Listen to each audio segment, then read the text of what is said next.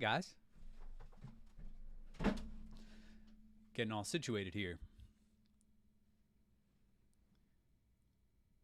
All right, nice.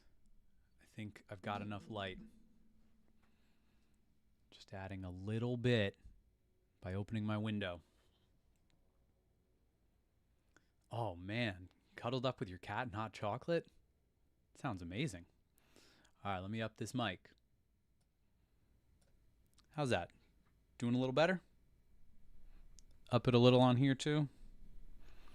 Now, is this too loud? Just right? All right, nice. Let me know if I need to tweak it. Thanks, John. Excellent. Yeah, this is very real. In keeping with tradition, it's beer time. I do love a good tradition.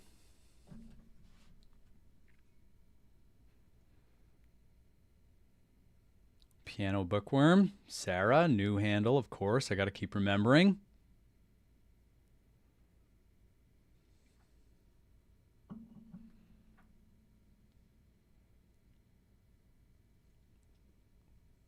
Delicious.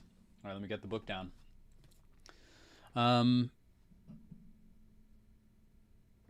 Yeah, Sarah, way ahead of schedule. Nicely done.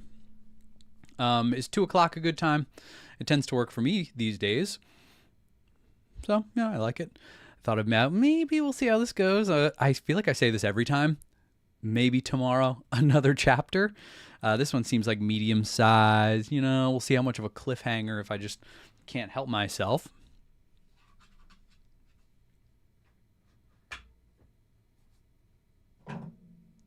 Also, sorry to anyone that I offended in my video that I posted. You know what? Every word counts, and JRR would agree with that. I think people took offense to the word pacifist because Gandalf is not a pacifist. You know what? It's just a work in progress as I try to figure out all these characters and see what they're really like. And not only am I a work in progress, but I think these characters are too. So I'm getting a little snapshot from each chapter of how characters feel to me. But I don't have the full picture yet. So we'll see. I just put a Christmas list together. Silmarillion was on there. The Hobbit was on there. So we'll see if any of my siblings or cousins get me that in our Secret Santa. Oh yeah, so I'm going to take a few more minutes and then get started with the reading. But I forget if this comment was on a video or on one of the other live streams. I also can't tell if people are serious or joking, if they're wondering if I'm the same as John, like with a haircut. Although this time I actually did get a haircut. But no, it is Danny, not John. We have been friends forever. Our parents, our moms were pregnant at the same time, so we're bump buddies. So to give a little intro here, and next time I make a regularly uploaded video, I'll do another intro, so you might hear it again. But basically, me and John have been friends forever, and we went to school together, kindergarten through 12th grade. And then at some point, John started a book club, and some of you guys have been around since the early days because out of that book club, we started reading Harry Potter, a small group of us, including my now wife. And that whole thing is a story in and of itself because we decided when we were reading it, John was going to read it with us. And he said, hold on, podcast, and came up with that brilliant idea. So we started doing the Harry Potter podcast, which has turned into what you are currently watching. First Timers was originally First Time Readers, Harry Potter and the First Time Readers. So that is what has eventually grown into all of this. And it's been over years because at that time, Jen, my now wife, was just a friend. And then we dated and got engaged and got married. And now we have a baby. And that is all part of the story that John helped facilitate through a very cool book, Harry Potter, through book clubs, through hanging out and trivia nights and all that jazz. So that kind of brings us to today, where John said he wants to make the channel great. And I said, I will support you in any way that I can. And sometimes that means live streams. And he happens to pick pretty excellent books because Lord of the Rings, I mean, come on now. This is something that's been in the back of my mind forever. But if unprompted, I don't know when I would have gotten to this. So love that he said, let's just do this thing. And that was the same with Harry Potter and probably with whatever books come next for the crew. So I hope you guys are in it for all of these stories because they're pretty great. But for now, I am fully in Lord of the Rings mode. Yeah, it is pretty cool friendship. It makes me feel old. Friends for over 30 years. Crazy. Okay, so the chapter. Houses of Healing. Yeah, this happens every time where I wear things that feel like the right things and then it starts and I'm like, hold on, I'm getting too excited. Now it's all warm. It's time to take my layers off. Okay. The Houses of Healing. Oh, actually, I'm terrible at this, so I'm going to look at the comments because, got to be better at that. All right, we're good. Checking in. I'm always trying to read names quickly, and sometimes I just can't. Ooh, Tom Bombadil is a pacifist. You know what?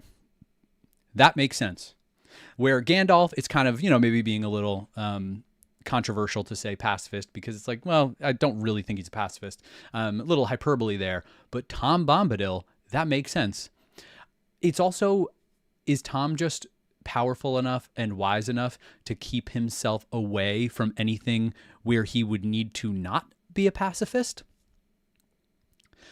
The only thing I'm trying to think of how it ended with the Barrow Wight. Did Tom come in to save the day? Because in a way that's interfering with another creature's violence. Or did Frodo, or was that Sam? Oh, shoot. It's been too long. But you guys are the pros. Catch me up. How did that end? The only other thing we can think of is the tree. The tree was on a journey to eat hobbits. Yummy. And Tom said, no, no, no. And he interfered. He didn't interfere with violence, though. So I guess he is a pacifist, but he's still willing to interfere with the natural course of things. So he's one of the most confusing characters, and I really hope there's more appendix knowledge on him. He had his one chapter, and I think he's been mentioned twice since then. At the Council of Elrond, he was mentioned, I think, as a potential ring carrier, and then I believe Treebeard or one of the Ents maybe mentioned him. But that's the only time I can think of. So many more things I want to learn about him, and I'm not sure if I'll get to. But all that to say, pacifist, probably. Yeah, perfect Christmas list, definitely full of books. My sister wants good books too, like Frankenstein. And you know what? Leather. A nice leather-bound book. So good. Like these books here, Edgar Allan Poe, Treasure Island. I want to read both of those. John did a good Edgar Allan Poe one. But it just feels so good. A physical book, big, thick book you can hold with your hands. That is funny. Twins from different parents. We have gotten that before. I guess I don't always see it, but from external eyes, and if we're not standing up next to each other, then you can't tell how much taller John is. It's great. Wow, how sweet. Friends through eternity, loyalty, honesty. Is that a Lord of the Rings reference? Or is that just what we exude? Okay. Tom curb stomped the hand.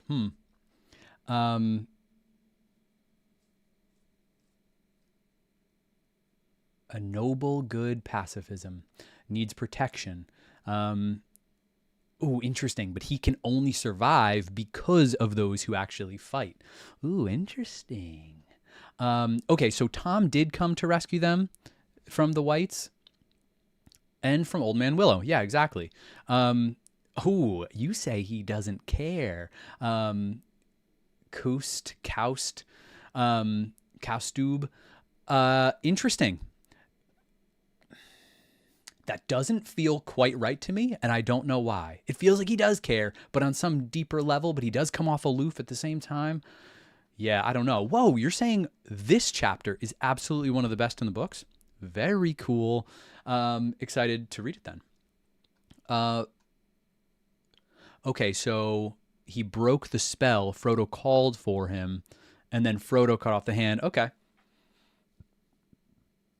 yeah, new spotlight, Ryan. Well, it depends what you mean. So I do have a window here that I let light in, and also I have one of those alarm clocks that's supposed to wake you up with the sun, but instead I just put it on sun mode, so it adds a little bit of an orange glow down here. That's behind the scenes. Nice.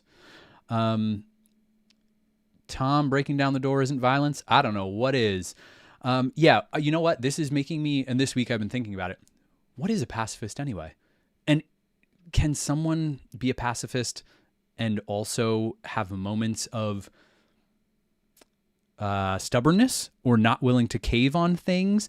And where is that line? So maybe Gandalf isn't a pacifist, but what is he? Someone who doesn't like violence, but is willing to stand firm on what he believes. And in order to believe anything, you have to be willing to risk something to achieve it. So I guess I'm saying Gandalf is saying, I believe in what is right. And that means I'm willing to defend what is right, and risk his own life. So I'm too bright. Well, why don't we do this? How's that? A little better? Yeah, I don't want to be glowing Galadriel style over here. Yeah, no fluorescence, you know. I want to at least not look like it's too wintry and cold. Did a nice walk this morning, and it was cold out there.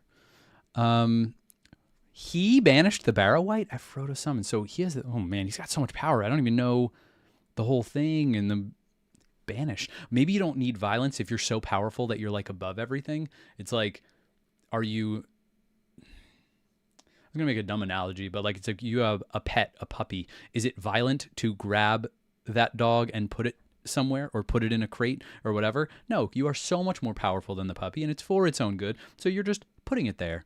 But if you were on the same level and you had to battle it into the crate somehow, it would be violence. So maybe in a similar way, is Tom at such a high level that it's not violent because he can just get things to do what he wants without the need for violence. He just moves them or gets them to move. So somehow that doesn't feel like violence because they have no power to resist him. Is that true? I don't know. Making it up.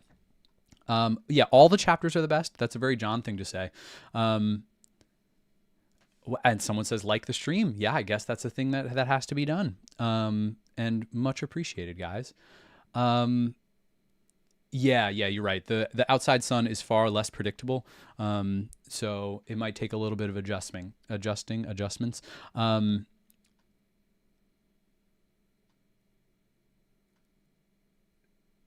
Gandalf is standoffish.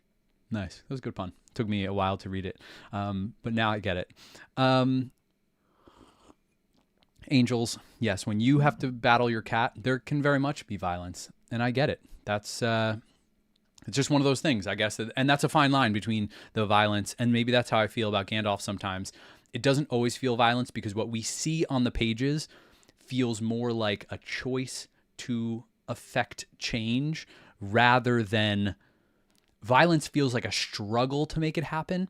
And when I'm reading Gandalf, much of the time, at least in Gandalf the White days, it doesn't feel like a struggle as much as just executing a plan he has made in his mind. But I might be accidentally giving Gandalf too much power. It just feels like compared to the movies, he seems so much more powerful and in control. A little example would be in the movies, the scene where the Witch King flies in. He's on the horse with Pippin, and then Shadowfax kind of rears his head and is like, what's going on?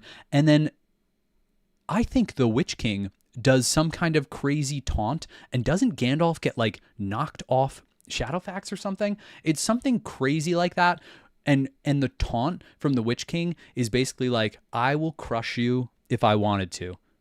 Right? Like something weird where it feels the opposite of what happens in the book, where the Witch King comes into Minas Tirith through the main gate, and Gandalf just kind of shows himself to fight, and there is a lightning strike, and the Witch King is scared and runs. Right? Is that how? Am I remembering all of this correctly? It just feels like the opposite power dynamic, movies to book. So then it's helping to nudge me in the direction of Gandalf being so powerful. So I might have to recalibrate. The pendulum might swing back the other way. But for now, that's kind of where I'm viewing Gandalf as powerful enough that he's in full control, and these critters are all running from him. Oh yeah, and the scene is a disservice to Shadowfax, who alone of all free horses endured the terror. Oh yeah. All right, Sarah, glad I'm not crazy. That was like directly wrong. And again, I'm not trying to hate on the movies. Love the movies. I think a great watching experience. So far in the books, this might change, but here's how I feel. I'm glad I had so many years of movie watching where I could just enjoy them to the fullest. Because I don't know if I'll ever be able to watch them that way again. And it's a little bit sad because I know too much. So my movie enjoyment might go down now, but I've unlocked a new level of enjoyment through the books, which I will be able to read for my whole life. How often? Every couple years? Every year? I don't know. We'll see. There's a lot out there. So yeah, I can mourn the loss of the purity of the movies and embrace something new. Yeah. Okay, yeah. All right. In the book, they seem about equal. And then Rohan comes in, so then maybe it's like the Witch King knows there's a little too much going on. The Witch King has other things to deal with. Yeah, fair point. Yeah, subtle in his power. Oh, and Radagast. Wow. Interesting mention. In the books, he's only come up once. Oh, yeah, John, you're so right. I can't wait to watch the movies with someone else. I saw one of those clips. I think I've mentioned it before. It was a reel where people were watching with a first-time watcher, and Aragorn kicks the helmet, and they're all just like waiting, and then they all jump out at this guy, and they like start saying in unison that he broke his toes. And that is going to be me in nearly every scene, but explaining things from the book perspective that are different in the movie. It'll become even more unbearable to watch Lord of the Rings with me, because obviously I already have demands like the lights off and the phones away and full attention. And if it's on TV, we're turning it off, obviously, and I'm putting in the Blu-rays immediately. Extended edition only, no commercials, and we're starting from the beginning. Is reasonable to me. So, all right, now, yeah, you're right. Some of the changes, they are so intense that it's like Faramir, Frodo, Theoden, they're like, the characters feel very different, and that's also stuff that's hard to explain. What am I going to say? Well, in the books, he feels different. It's just not the same. Trying to explain these things, they feel not quite tangible. You just have to be there in these pages. It's the only way. So, yeah. A live watch, and you can educate me. You're not going to read the books. Celia, how is this possible? I don't even know what that means. You're here. We're reading the books right now. Haven't you read them a million times? Some people are up here in the doubles or maybe triple digits. Hello, Hunt Clan Hunt. Greetings. I don't know if you just got here, but you missed my apology about calling Gandalf a pacifist. You were one of the offended ones, right? Well, hopefully these chapters can continue to shape my view of him. All right, let's get on to it. The Houses of Healing. A mist was in Mary's eyes. Wow, curveball already. Mary's eyes. Okay. I had expectations, I didn't say, of Faramir time. Pippin's eyes. But the fact that a chapter like this, called Houses of Healing, where we already know Faramir went, starts with Mary, I see a reunion coming, and I love this. If that's not true, don't spoil it. Let me live in bliss for a minute. Eyes of tears and weariness, when they drew near the ruined gate of Minas Tirith. He gave little heed to the wreck and slaughter that lay about all. Fire and smoke and stench was in the air, for many engines had been burned or cast into the fire pits, and many of the slain also, while here and there lay many carcasses of the great southern monsters, half burned or broken by stone cast, or shot through the eyes by the valiant archers of Morthond. The flying rain had ceased for a time, and the sun gleamed up above, but all the lower city was still wrapped in a smoldering reek. Whoa. Shot through the eyes. Is that the most violent line we've gotten in the books yet? That, to me, is. I can't think of another one. Again, with all this talk of conflict and fighting and Gandalf and his kill count, or whether he's a pacifist and choosing death and trolley problems, I've just been thinking about J.R.R.'s writing style. And it's ironic that as I've been dwelling on the way he writes, it feels very, very high, very proper. He explains what happens in some of these violent moments, but you don't feel that it's gruesome. And then, boom, he hits us with one of these. One of the more vivid explanations of the violence here, and through Mary's eyes, to kind of further enforce the shock that I think Mary is going through here.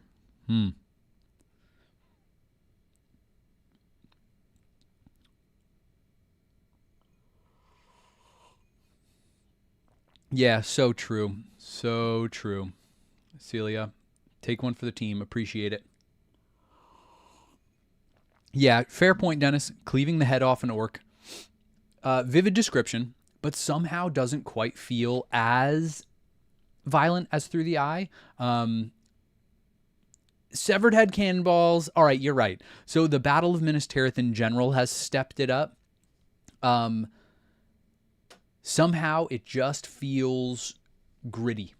And this is one of the times where I'd want to read or learn about J.R.R.'s experience in war and how it maybe is contributing to different scenes, because I bet he has given a little bit of feedback on that. Yeah.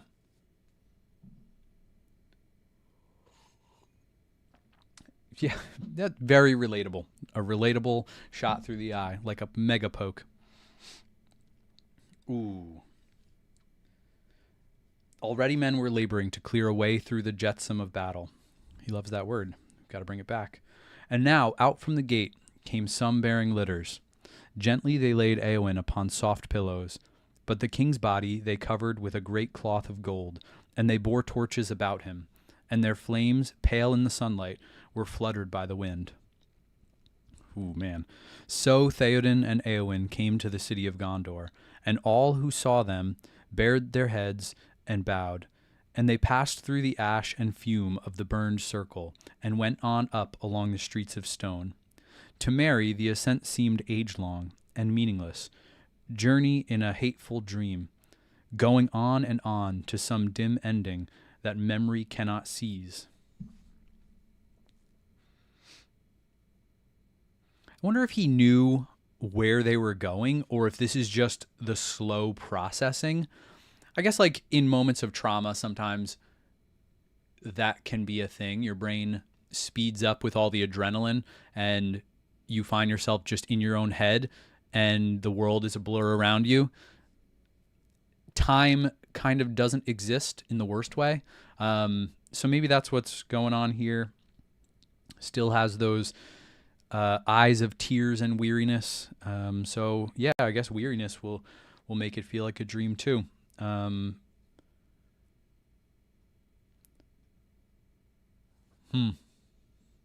mist in his eyes. Oh yeah, way more. We got more. RAFO, read on find out. Read and find out. Yeah, there we go.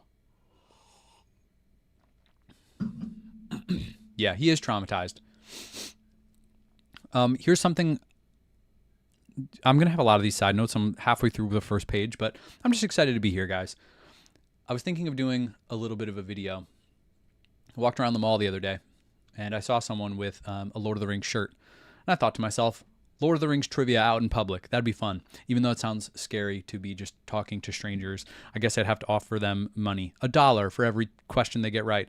But I had some questions pop into my head that just for fun, and I didn't ask any. But one of the things I thought is, showing a picture, can people tell the difference between Merry and Pippin? Can it be explained? Does anyone know? Like, fans of the movie, it wouldn't surprise me if they couldn't remember the difference. I had trouble remembering the difference, and I've always viewed them as kind of the same, but the more I read, the more they're different. And in the last chapter, and then into this one, Merry, give me time, it might change, I will RAFO, but he feels less brave. He's older, he's more mature in many ways, but he feels more nervous, scarred by the battle, afraid for Pippin. He's kind of projecting his own fear, I think I said. Yeah, Pippin does look a lot like the famous musician. Yeah, that is pretty funny. So I'm just curious how we're going to see Pippin interact now, because it feels like Pippin is more brave, and I want to see if that idea plays out in the rest of the story, and I want to see if they grow in bravery, or maybe Merry is just as brave, but only when he's got his boy Pippin next to him. And Pippin kind of has never had to step up before. He's always had other people around, and now he can. All right, let's see what I missed. Yeah, social interactions. Ugh. It sounds terrible. Ugh.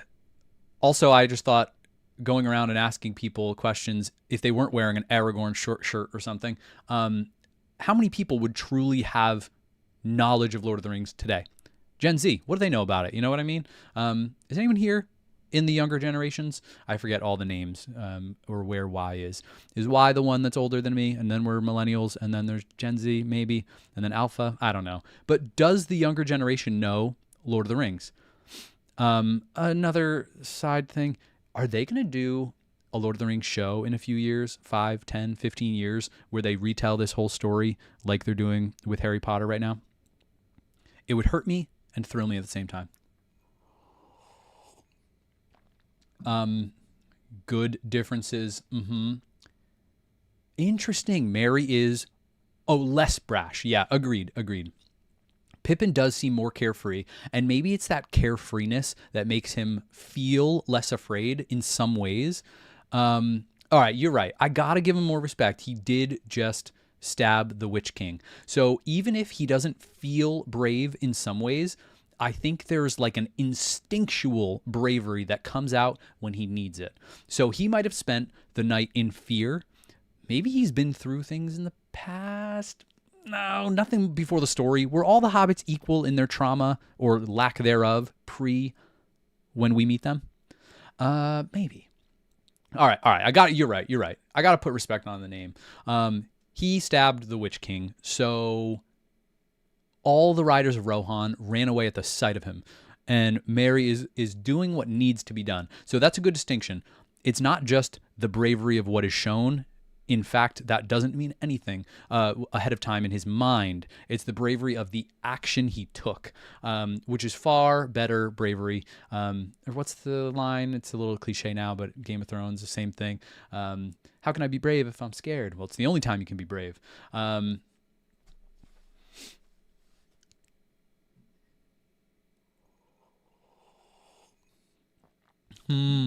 Yeah, maybe he is just practical. Y. Oh, Gen Y is millennial. X is older, and then Z. So Y is just millennial. Okay, that makes sense. So I don't know if.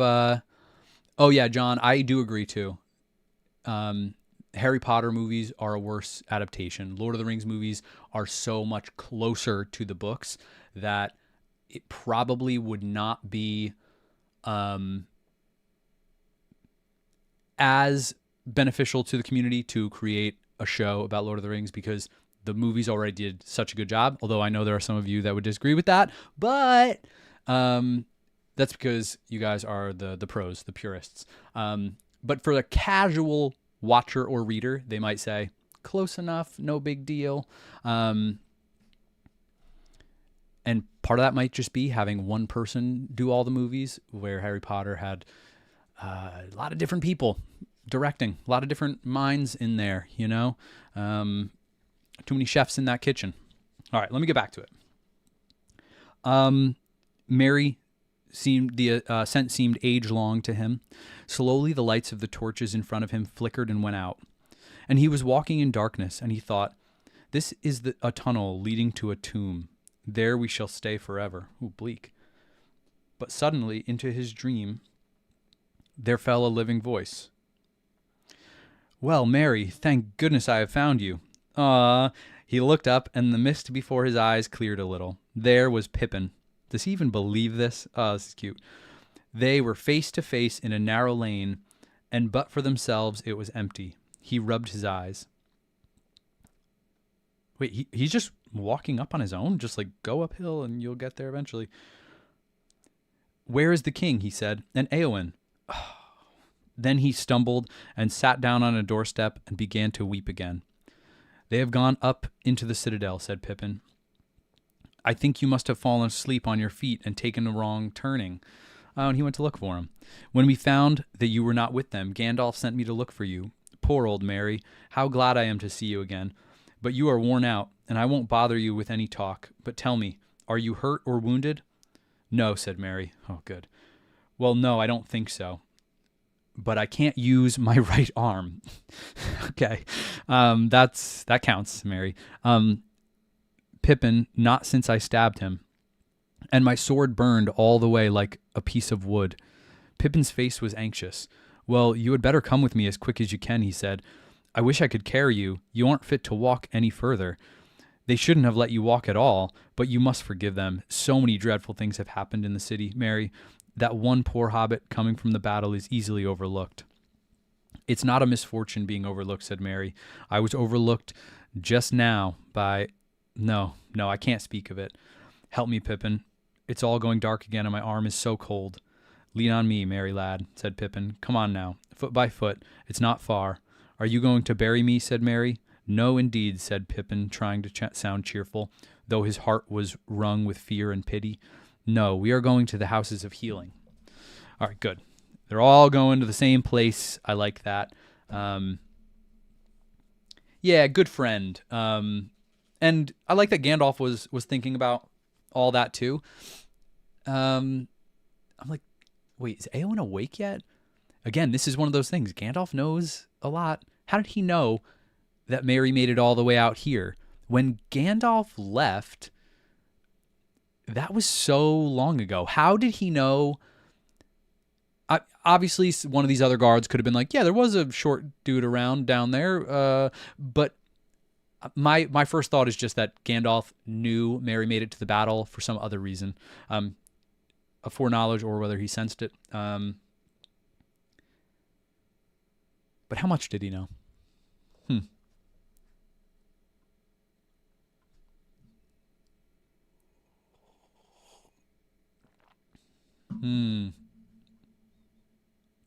They are one of the best adaptations. So true. All right, good. I'm glad we got a lot of movie supporters in here. Ooh, they are anti-Tolkien-esque in thought. Ooh. More action and fight scenes than depth. Apart from Sam. Okay, interesting. I mean, fair point. And do movies and books require different things? Or could it have been done with a little bit more of that? I would say, good point. But there are other things we get a little more depth to, even if I'd have to read more to figure out if this is true and accurate to the books. But a little bit more Éowyn exposure. a little bit more Arwen Aragorn interaction, things like that I think added a certain level of depth that we haven't gotten yet. Barely hinted, barely anything. In the movies, though, we get a lot more into Aragorn's mind, into Arwen's mind, what they're thinking and dreaming of, and looking to potential futures. And I kind of wish there was a little bit more of that. So that's something where it's not just violence. We are getting some depth.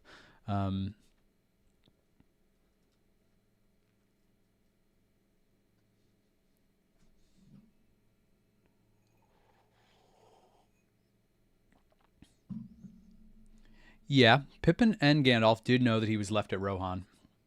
So maybe they just assumed because they never knew that Theoden kind of dismissed him or said, don't go into battle. So maybe that was part of it.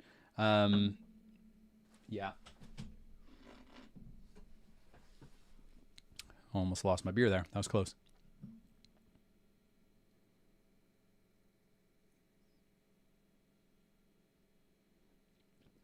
So other people, they did at least know that Merry was around, and maybe they never got the full update. So maybe this wasn't any magic Gandalf stuff. I'm just looking for opportunities to find Gandalf doing magic and catching him in the act. Again, it seems like a lot of soft magic, and I want some real solid magic, you know? I don't know if I'm going to get it, but we do get some of it. They turned out of the lane that ran between tall houses and the outer wall of the fourth circle, and they regained the main street, climbing up to the citadel. Step by step they went, while Merry swayed and murmured as one in sleep. Wow, yeah, he is fully out of it. Is this just weariness from battle? Or being awake or not sleeping well the night before a battle? Or is this more to do with arm trauma and interacting with the Witch King? Interacting is a nice word for stabbing him. I'll never get him there, thought Pippin. Is there no one to help me? I can't leave him here. Just then, to his surprise, a boy came running, and we know what boy this is going to be. What's his name again? From behind, and as he passed, he recognized Burjil, Baragon's son. Hello, Burjil, he called. Where are you going? Glad to see you again and still alive. I'm running errands for the healers, said Burjil. I cannot stay. Don't, said Pippin, but tell them up there, don't stay, but tell them up there that I have a sick hobbit, a Parian, mind you, come from the battlefield. I don't think he can walk so far. If Mithrandir is there, he will be glad for the message. Burjil ran on. Yep, great move, great timing. Quite good fortune. Interesting. The fates are aligned here. I just love those little connections. And I love that Burjil is being so useful and actually helping the healers and running around and getting involved. He's a good kid. I'd better wait here, thought Pippin. So he let Merry sink gently down onto the pavement in a patch of sunlight. And then he sat down beside him, laying Merry's head in his lap. First thought? No, I was going to say Gandalf's speech that he gives to Pippin is actually a speech Pippin gives to Merry. No, but he's not. He doesn't have the wisdom to do that, right? About death. Let's see. He felt his body and limbs gently and took his friend's hand in his own. The right hand felt icy to the touch. It was not long before Gandalf himself came in search of them. Oh, so maybe we will get it from Gandalf. And he stooped over Merry and caressed his brow, and then he lifted him carefully. He should have been born in honor into this city, he said. So true. He has well repaid my trust, for if Elrond had not yielded to me, neither of you would have set out, and then far more grievous would the evils of this day have been, he sighed. And yet here is another charge on my hands, while all the time the battle hangs in the balance.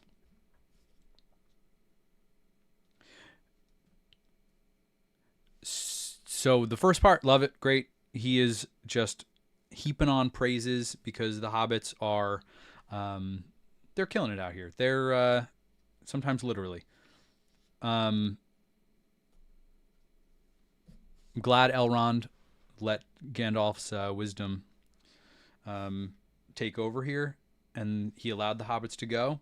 But at the end, he says, another charge on my hands. So is he kind of saying the hobbits are taking up some of his space, his mental space? He's like, I can't just leave you guys, but there's a big battle going on still, and there's more happening, and I want to go out and do stuff, but I'm in charge of you guys. Is that what he's saying? Is this almost a little regretful? Yeah, Frodo, he did have pre-story trauma. True. But the other hobbits maybe didn't. Good clarification. Yeah, this is so great having a good old chat, because then in case my mind starts going in the direction it shouldn't, you guys can just nudge me back in line. Ooh, wow, getting political. The Vietnam vet treatment. Oof. And it wouldn't surprise me if this was also a World War I in England treatment JRR is venting about. Could it be? I don't know. Gil with a hard G. What did I say wrong? Burr-Gill? Is that what we're talking about? Are we talking about that Gil? Burr-Gill. Am I wrong about this? That we're saying Gil hard G? Wait, it just occurred to me. Has JRR himself given pronunciation lessons? Has he given clarity on some of these things? All G are hard in names. Whoa. Interesting. Oh, the appendices have actual... Man, love it. Love it. Just a brief aside of how comparing JRR to JK, where she puts Hermione's pronunciation into the story, and that was the only one she clarified, I think. There's no appendix or anything. But JRR has so many things to do that he puts it in an appendix. Maybe I got to peek ahead at that one, but thanks for clarifying. I'm going to make that mistake again, but Burgle. Okay. Burgill. Ugh. Can't Burgle. Ugh. So this is great. So great. Appendix E. Wow. Yeah, I love that. It's great. And I love that all that stuff mattered to him. Oh, Hunt Clan, thank you. It's spoiler free. I can just look at E. You know what? I'm just going to head over there right now. I mean, why not, right? Just so I can scout it out a little bit. Oh my goodness, the whole thing is, and like you said, G has only the sound of a G in give, get, gill. Gildor, Gilrain, Osgiliath. Wow, guys, crazy. So that's how you're also good at how to pronounce things. And the vowels and the stress and the writing. Come on. Come on. It's crazy. Also, these letters are really, a lot of them are very similar. And I think did I look at this in the symbol? Just go all the way back to the Mines of Moria here. Nope, too far, too far. Ring goes south. The bridge, too far. Journey in the dark. I think that's still... Oh, here we go. All right. That symbol. In the bottom here. Oh, man, I got too many things open. Which page am I on? Okay, here we go. So it kind of looks like a P, but it has a little accent over it, which is a 5. That one doesn't have an accent over it. Oh, wait. It looks really similar to a 5, if not actually a 5. Yeah, you know what? I do need multiple bookmarks. You're right. It's the kind of book you do need multiple bookmarks. Wow. Yep. All right. I'm still on the first page, guys, or second page, but and yet here is another charge on my hands, while all the time the battle hangs in the balance. So Gandalf seems a little eager to move on and get back to battle. So at last, Faramir and Éowyn and Meriadoc were laid. Meriadoc? We'll pronounce things later. Were laid in beds in the houses of healing, and there they were tended well. For though all lore was in these latter days fallen from its fullness of old, the leechcraft of Gondor was still wise, and skilled in the healing of wound and hurt, and all such sickness as the east of the sea mortal men were subject to, save old age only. For that they had found no cure, and indeed the span of their lives had now waned to little more than that of other men, and those among them who passed the tale of 50 years with vigor were grown few, save in some houses of purer blood. Is Aragorn purer blood? Is that why the king's line? Is he living longer? Again, this is into that part of the lore that the movie references, maybe only in the extended edition, the classic soup scene with Éowyn bringing the gross soup. But you cannot be 80. So if he truly is 87, like the movies, then it says that he's one of the Dunedain. So is that Dunedain is just an area, and it's not connected to people because they live there or whatever. It's just that Aragorn and other people of purer blood from Númenor went to Dunedain and maintained their old age there, their long living. 88. Interesting. And of course, Raffo, of course, I've got to. Does this mean they were so skilled in healing all such sicknesses? Like, basically nobody's getting sick here? Like, no diseases? Is that kind of how I should be reading that? So people are just living to their full life and only dying of old age or battle. Is that maybe a bit of a stretch, but it's something along those lines? But now their art and knowledge were baffled, for there were many sick of a malady that would not be healed, and they called it the Black Shadow. Ooh, what the... Underline it. For it came from the Nazgul, and those who were stricken with it fell slowly into an ever deeper dream. Oh no, that's what's happening to Merry right now? And then passed to silence in a deadly cold. Oh my! And so died? This is not a light disease. And it seemed to the tenders of the sick that on the halfling and on the Lady of Rohan this malady lay heavily. How long have they been dealing with this malady? Is this only people who touch him? Or is it people who get within a certain... Well, no, because all of the hobbits were pretty close to him at Weathertop, right? Ooh, this is interesting.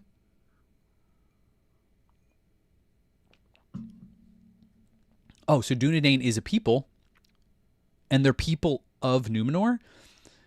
So does that apply to everyone from Númenor? And isn't most of Minas Tirith from Númenor, kind of? Right? But Aragorn is maintaining this long life. So it seems 87 is reasonable, but he looks great for his age. So I'm assuming he's going to live longer, right? Ooh, I forgot about this, Snow. Merry fell unconscious when he got near a Nazgul and Bree. Ah, interesting. But that malady didn't grow to death. Are they growing in power as Sauron grows in power? The kingly line holds on to their age a little bit more. Interesting. Okay. Still at whiles as the morning wore away, they would speak, murmuring in their dreams, and the watchers listened to all that they said, hoping perhaps to learn something that would help them to understand their hurts. But soon they began to fall down into darkness, and as the sun turned west, a gray shadow crept over their faces. but Faramir burned with a fever that would not abate.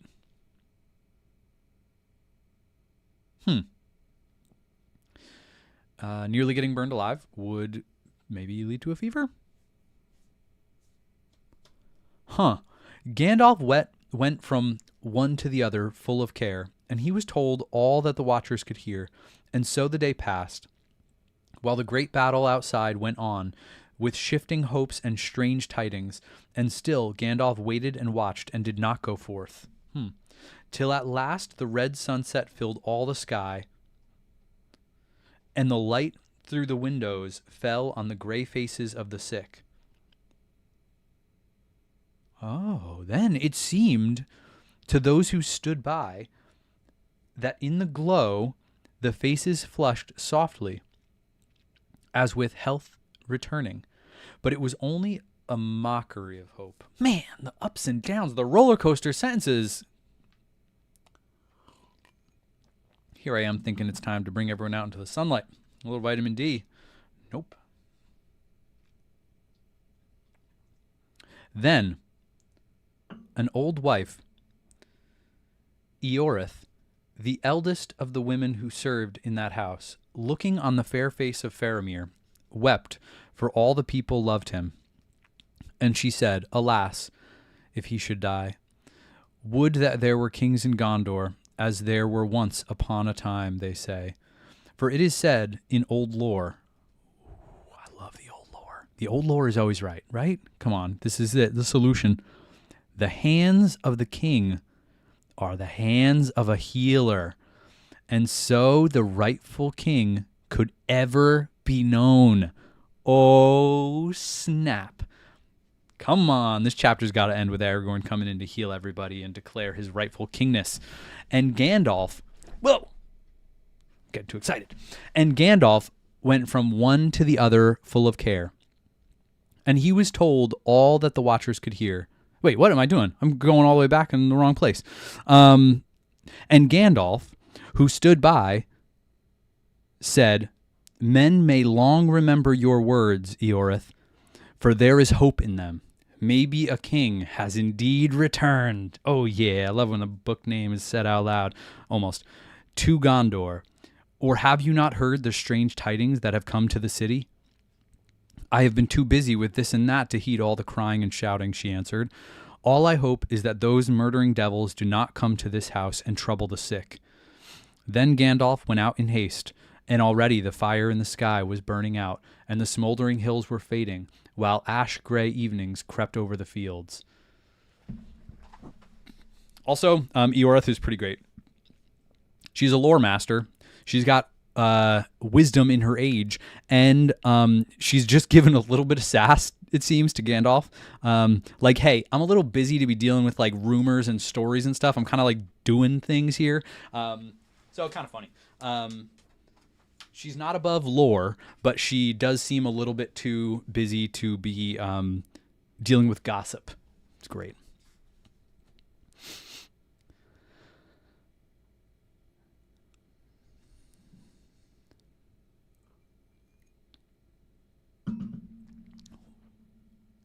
Oh, Faramir has a poisoned arrow wound. I forgot that. What am I thinking? Of course, that comes from the original reason he came back with issues, that Denethor was kind of like, he's already dead. So he's got a lot to recover from. And of course, there would be issues there. It's not just all the trauma from his father. Of course, he was trying to recover from things before Denethor made it worse. So, yes. Eorith. I guess I got to spend more time in Appendix E. Or is it Appendix E? You know, pronunciation joke. All right, Eorith. I'll try to remember that. But I do like Eorith. That's cool. Juice, sorry you have to go again. Thanks for coming. D&D time. And bedtime. And if you're watching this tomorrow, welcome back. Yeah. Wait, what? Lorith? Yorith. Now I'm getting confused. Oh, I get it, because lore master. Lorith. Yorith. Okay. So I is always a consonant in Sindarian names. And it's Sindarian, of course. Or is it Sindarian? Sindarin? It's going to be tough, guys. But I guess it's worth it. Got to pronounce things right. Okay, so yes, Faramir did spend time near the Nazgul and was hunted by them. Other soldiers have the Black Breath. Sindarin. Nice. But it seems to be saying Faramir has a different thing going on. He has a fever as opposed to the Black Death, right? It seems like most of his injury is coming from this poison arrow or whatever else, not the Nazgul, right? Am I reading that correctly? That's how I see it. So we'll see. Now I'm going to read on.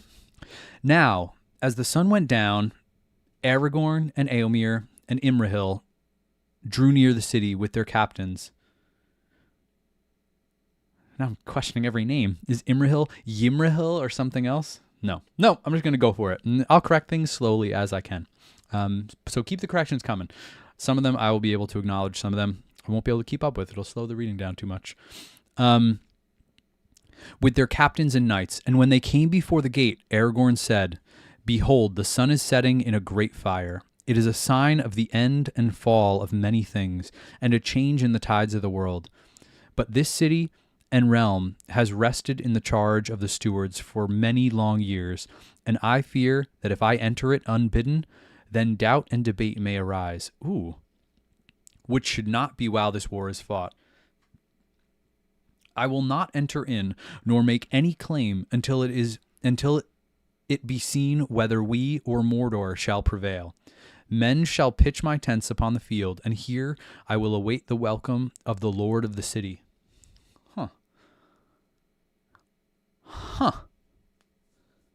Is this why Gandalf went up and prioritized rescuing Faramir? But how?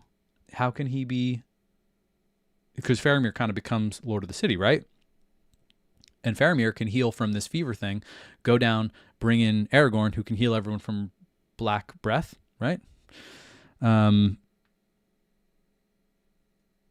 noble of him, I think. It feels a little like, is now the time? But Eomer said, "Already you have raised the banner of the kings and displayed the tokens of Elendil's house. Will you suffer these to be challenged?" "No," said Aragorn, "but I deem the time unripe, and I have no mind for strife except with our enemy and his servants." Wow, but that is kind of good wisdom of a king, right? He doesn't want any strife. But a whole city without a leader is strife too. And the Prince Imrahil said, "Your words, Lord, are wise, if one who is a kinsman of the Lord Denethor may counsel you in this manner. He is strong-willed and proud, but old, and his mood has been strange since his son was stricken down. Yet I would not have you remain like a beggar at the door." "Not a beggar," said Aragorn. "Say a captain of the Rangers, who are unused to cities and houses of stone." Oh, okay, like that's why he's staying in a tent. "And he commanded that his banner should be furled, and he did off the star of the North Kingdom and gave it to the keeping of the sons of Elrond." Okay.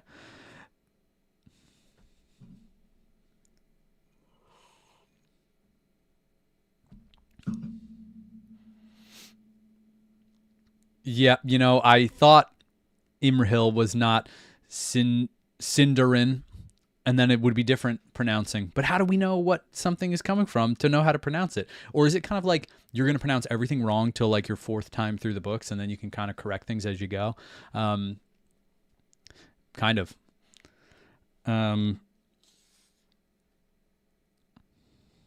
Then the Prince Imrahil and Eomer of Rohan left him and passed through the city, and the tumult of the people, and mounted to the citadel.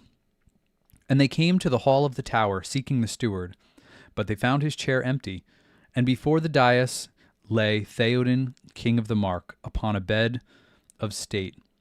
And 12 torches stood about it, and 12 knights, knights both of Rohan and Gondor.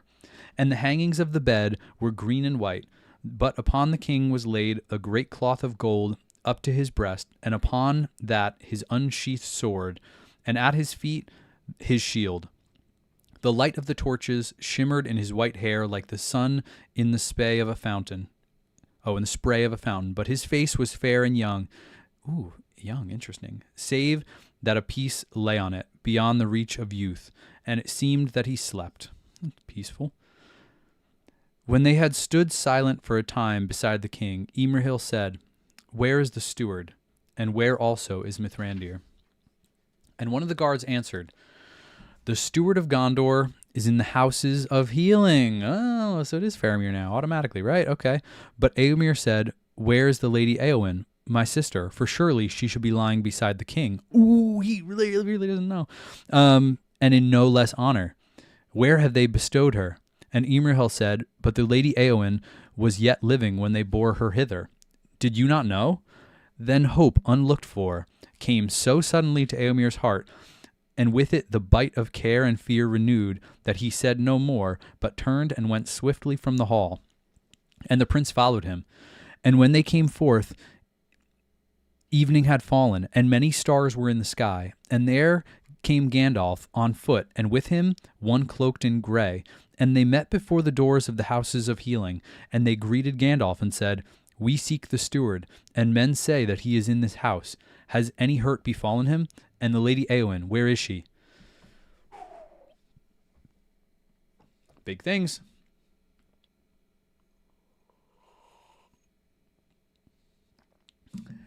Thanks for the encouragement. Yeah, I'll get these pronunciations eventually. Yeah, I do love this this sibling love here. He loves very deeply.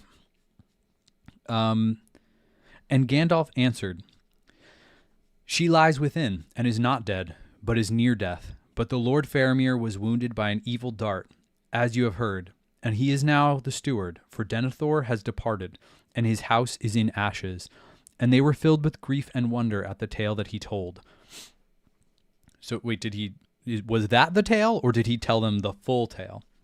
But Imrahil said, "So victory is shorn of gladness, and it is bitter brought if both Gondor and Rohan are in one day bereft of their lords.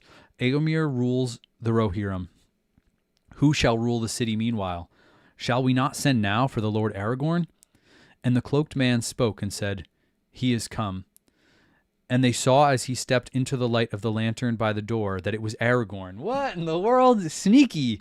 Did he really just need to go up to talk to Gandalf? That's pretty funny. He's like, "I'm just gonna hang here outside. No, I'm just a ranger." And then as soon as they leave, he's like sprinting up in there. So it was important to him, I guess, that the appearance that he wouldn't go in, but he also is like, "I do need to talk to Gandalf and maybe heal all these people." That is pretty funny, and also pretty heroic. He loves going back to his Strider days sometimes, get that hood on. That it was Aragorn, wrapped in the grey cloak of Lorien above his mail, and bearing no other token than the green stone of Galadriel. "I have come because Gandalf begs me to do so," he said. "But for the present, I am but the captain of the Dunedain of Arnar. And the Lord of Dol Amroth shall rule the city until Faramir awakes. But it is my counsel that Gandalf should rule us all in the days that follow, and in our dealings with the enemy." And they agreed upon that. Good. Then Gandalf said, "Let us not stay at the door, for the time is urgent. Let us enter. For it is only in the coming of Aragorn that any hope remains for the sick that lie in this house." Thus spake Ioreth, wise woman of Gondor. "The hands of the king are the hands of a healer, and so shall the rightful king be known." Then Aragorn entered first, and the others followed, and there at the door were two guards in the livery of the citadel, one tall, but the other scarce the height of a boy. Beregond and Burgle? When he saw them, he cried aloud in surprise and joy, "Strider, how splendid! Do you know, I guessed it was you in the black ships, but they were all shouting corsairs and wouldn't listen to me. How did you do it? Aragorn laughed and took the hobbit by the hand. Ah, well met indeed, he said, but there is not time yet for travelers' tales. But Imrahil said to Eomer, is it thus that we speak to our kings? Yet maybe he will wear his crown in some other name. And Aragorn, hearing him, turned and said, verily, for in the high tongue of old I am Elisar, the Elfstone, and Envinyatar, the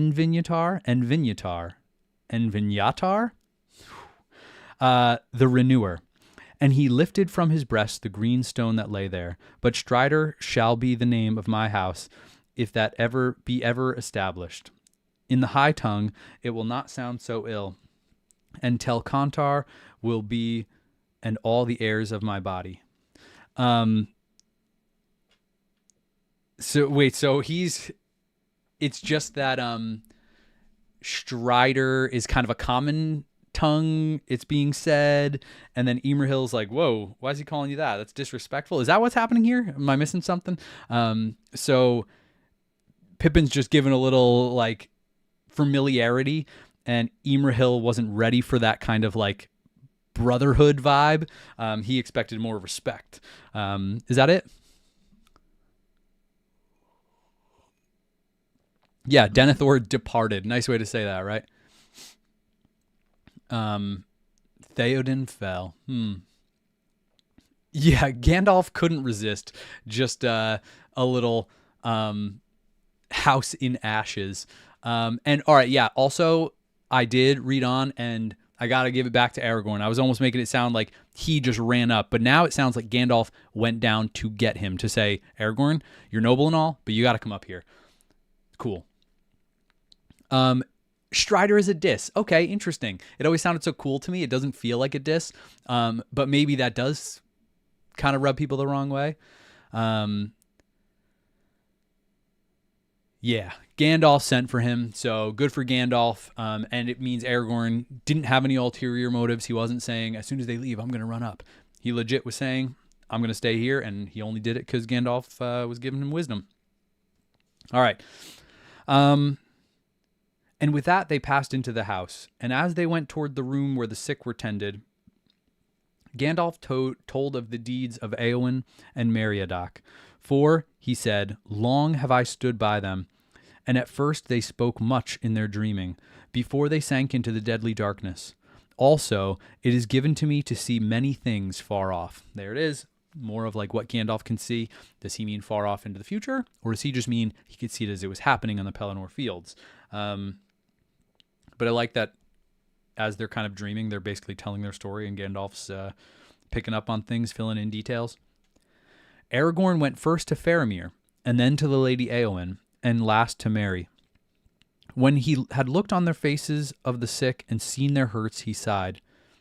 Here I must put forth all such power and skill as is given to me, he said. Would that Elrond were here, for he is the eldest of all our race, and has the greatest power.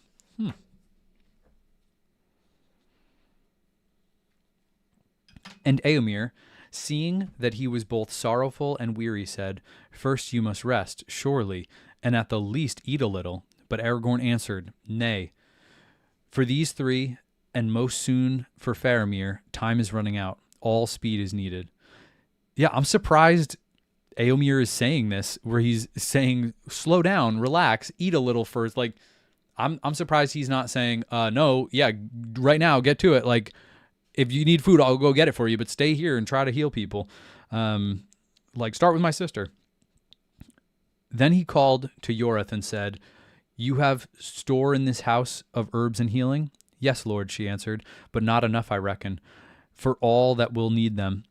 But I am sure I do not know where we shall find more. For all things are amiss in these dreadful days, what with fires burning and the lads that run errands so few, and all the roads blocked. Why, it is days out of count since ever a carrier came in from Lasarnac to the market. But we do our best in this house with what we have, and I am sure your lordship will know. I will judge that when I see it, said Aragorn. One thing also is short time for speech. Have you Athelis? I do not know. I do not know, I am sure, Lord, she answered. At least not by that name.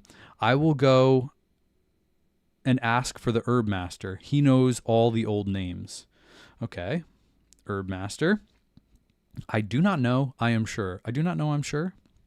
Those feel like opposite things. It is also called Kingsfoil, said Aragorn, and maybe you know it by that name, for so the country folk call it in these latter days. Oh, that, said Yorith. Well, if your lordship had named it at first, I could have told you. No, we have none of it, I am sure. Why, I have never heard that it had any great virtue, and indeed I have often said to my sisters when we came upon it growing in the woods, Kingsfoil, I said, 'tis a strange name, and I wonder why 'tis called so, for if I were a king, I would have plants more bright in my garden. Still, it smells sweet when bruised, does it not? If sweet is the right word for it, wholesome maybe is nearer. Well, I guess we're going to find out why it has that name. Wholesome, verily, said Aragorn. And now, dame, if you love the Lord Faramir, run as quick as your tongue and get me Kingsfoil if there is a leaf in the city. Yeah, quick as her tongue, because she's like, well, if you just told me that to begin with, I could have told you. Well, it's like, how does he know what you call it? Just give him a break. Goodness gracious. Giving sass to the king. Future king, all right, Yeah, so there's more of the classic sass we love from Yorith. I think I like her. Yeah, you know, Éomer is a good brother in arms. You're right. He's somehow able to look past these dire needs and try to care for Aragorn in this. Crazy. Yeah, and Aragorn giving sass back even after a whole battle. He's like, yo, Yorith, I've done a few things today. Can you just quit it and get me what I need? Yeah, Aragorn is smart. Yeah, and Aragorn hinting at Elrond being a great something. I'm like, what's the deal there? Elrond is of his kind? I'm going to dig into that a little bit later.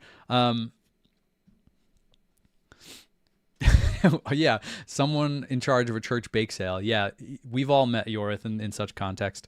All right. And if not, said Gandalf, I will ride to Lossarnoch with Yorith behind me, and she shall take me to the woods, but not to her sisters. And Shadowfax shall show her the meaning of haste. Wow. A trip on Shadowfax to get some of this. Hey, if Aragorn needs it. When Yorith was gone, Aragorn bade the other women to make water hot. Then he took Faramir's hand in his, and laid the other hand upon the sick man's brow. It was drenched with sweat, but Faramir did not move or make any sign, and seemed hardly to breathe.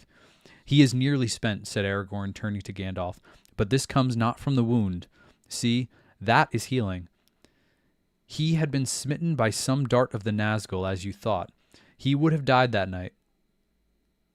Oh, had he been smitten. So it wasn't a dart of the Nazgul, because he would have already died. This hurt was given by some southern arrow, I would guess. Who drew it forth? Was it kept? I drew it forth, said Imrahil, and staunched the wound. But I did not keep the arrow, for we had much to do. It was, as I remember, just such a dart as the Southrons use. Yet I believe that it came from the shadows above, for else his fever and sickness were not to be understood, since the wound was not deep or vital. How then do you read this matter?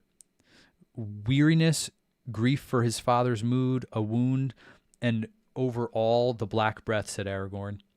He is a man of staunch will, for already he had come close under the shadow before ever he rode to battle on the outwalls. Slowly the dark must have crept on him, even as he fought and strove to hold his outpost. Would that I could have been here sooner. Ooh, is he thinking this is kind of desperate here? Thereupon the herb master entered. Your lordship asked for Kingsfoil, as the rustics name it, he said, or Ethelas as the noble tongue, or those who know somewhat of the Valinorian.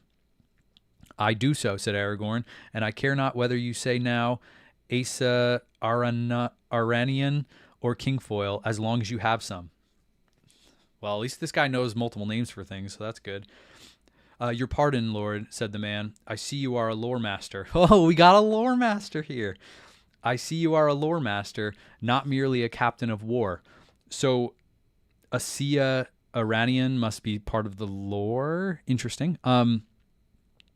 But alas, sir, we do not keep this thing in the houses of healing, where only the gravely hurt or sick are tended, for it has no virtue that we know of, save perhaps to sweeten a fouled air, or to drive away some passing heaviness, unless, of course, you give heed to rhymes of old days.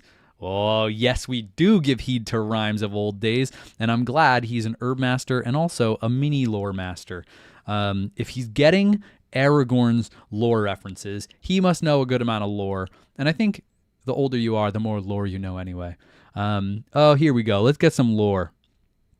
Rhymes of old days, which women such as our good Yorith still repeat without understanding. When the black breath blows, how specific is this? And death's shadow grows, and all light pass, come Athelas, life to the dying, in the king's hand lying. This is like exactly for this moment. Has this happened multiple times? Has this lore poem been used in other Black Breath and Death Shadows? Because otherwise, this is lore for the exact moment that is happening. Does he realize this? Aragorn or this herb master? Incredible. Elias rhymes with pass. Nice.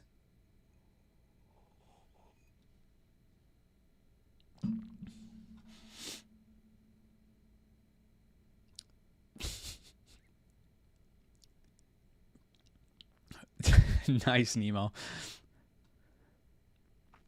Yeah, honestly, Yorith and the Herb Master could absolutely... That's a comedy show waiting to happen. The sass that would go back and forth there. And yeah, Aragorn is just given stuff, and everyone else is trying to talk things out and like give poems. And he's like, guys, I like actually need stuff. Can you just make things happen here? Like, what's going on?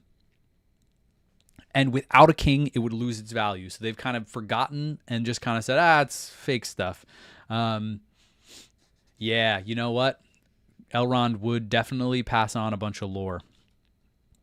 All right.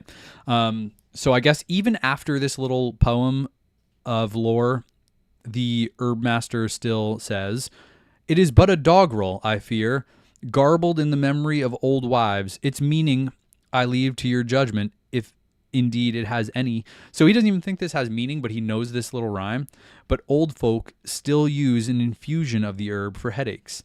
Then, in the name of the king, go and find some old man of less lore and more wisdom who keeps some in his house, cried Gandalf. And then Gandalf steps in with the wisdom again. If old people keep this around for headache tea, go find one of these dudes and bring him the stuff. Now Aragorn knelt beside Faramir and held his hand upon his brow. And those that watched felt that some great struggle was going on, for Aragorn's face grew gray with weariness, and ever and anon he called the name of Faramir, but each time more faintly to their hearing, as if Aragorn himself was removed from them, and walked afar in some dark vale, calling for one that was lost. Whoa, I want to know all about what he's doing. Did he go to another place? Are they in some kind of spirit realm duking it out for Faramir's spirit? He's trying to find his lost soul somewhere. And how did Aragorn just know how to do this? Who taught all this? Is this Elrond? Huh. And at last Burgle came running in, and he bore 6 leaves in a cloth. "It is Kingsfoil, sir," he said, "but not fresh, I fear. It must have been culled 2 weeks ago at the least. I hope it will serve, sir." Then, looking at Faramir, he burst into tears. But Aragorn smiled. "It will serve," he said. "The worst is now over. Stay and be comforted." So Aragorn already solved the worst of it. He said the worst is now over, or now because he has Kingsfoil, it's over. Hard to say. Also, Burgle came running in, but he never went running out that we heard of, at least not with Yorith or with the herb master, does that mean that as soon as Aragorn requested it and Yorith said, well, gave him sass, that Burgle went running off because he's like, I think I know where some of this is. I think my dad or my grandpa or someone I know has this. Let me go get it. Because I'm just liking to think that Burgle immediately took action rather than spouting poems or giving sass. And then he's the one who comes back. I hope that happens. Hope we get a little bit of that. Because, man, he's coming in to kind of save the day. Stay and be comforted.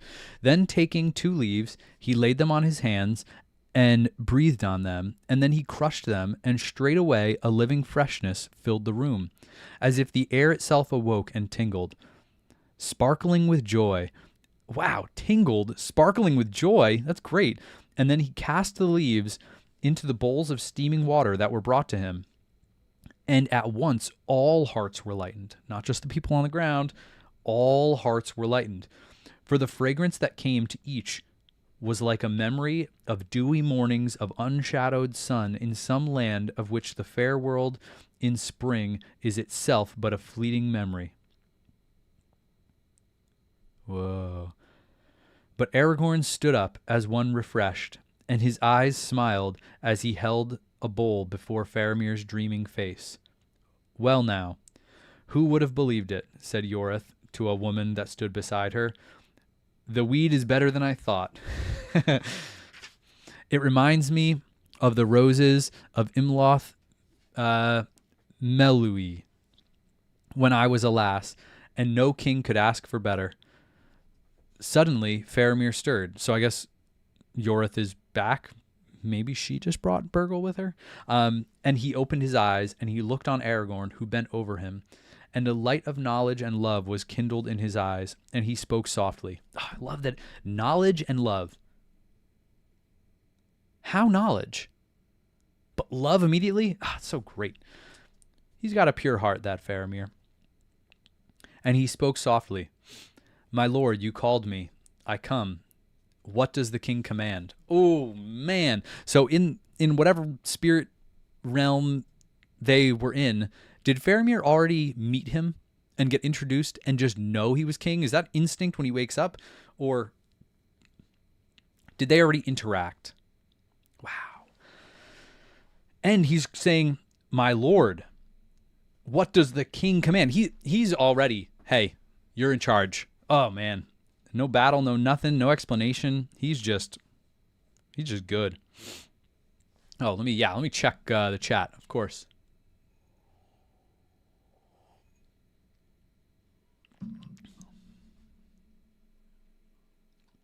Yeah, what a way to identify that you're the rightful king. Healing all these people. Oh, my goodness. Yeah, he is an errand boy. Someone might have sent him. It doesn't say, and I like to think that he just took this upon himself, but fair enough. Yorith might have sent him. Also must really trust him to send him on such an important errand. Or maybe sends him one direction, chasing down roads, and she goes another way. I don't know. Yeah, cleans the air and affects everybody. It's the kind of thing that now Kingsfoil should kind of be everywhere, and as Aragorn walks around, he should be just like tossing this stuff everywhere so everyone feels good when he's around. Puts it on his cologne or something, you know? Yeah, you're right, Hunt Clan. He recognizes the king. He's into this. He's like, uh-huh. And Faramir is a lore master. Yeah, true. And I think a lot of that has to do with growing up with Gandalf around, you know? King and steward on the same page again.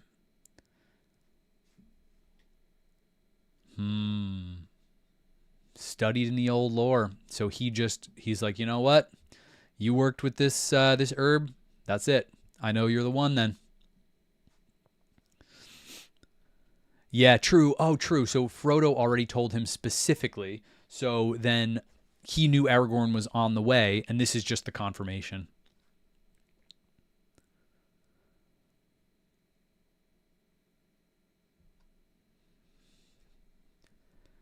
But interesting. All right, Sarah, you think there could be a little bit of spiritual element there? Because seriously, there was something happening. Hard to say what it was, but something. All right, let's see. Walk no more in shadows, but awake, said Aragorn. You are weary.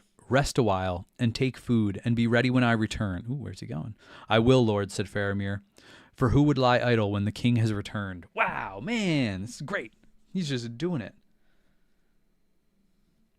When the king has returned. The return of the king. Farewell then for a while, said Aragorn. I must go to others who need me. Oh, he's just like going other places in the room. And he left the chamber. Oh, it's like separate chamber. Okay. With Gandalf and Imrahil. But Baragond and his son remained behind, unable to contain their joy. As he followed Gandalf and shut the door, Pippin heard Yorith exclaim, King, did you hear that? What did I say? The hands of a healer. I said, she's trying to like take credit for this now after all that sass. And soon the word had gone out from the house that the king was indeed come among them. And after war, he brought healing and the news ran through the city. Oh yeah, that's so good. That's great. I bet Yorith knows how to pass a story around, you know? She's a storyteller. And PBR cleanser, you know?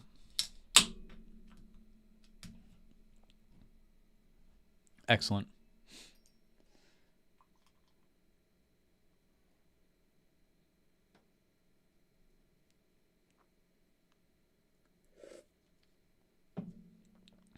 This is just great.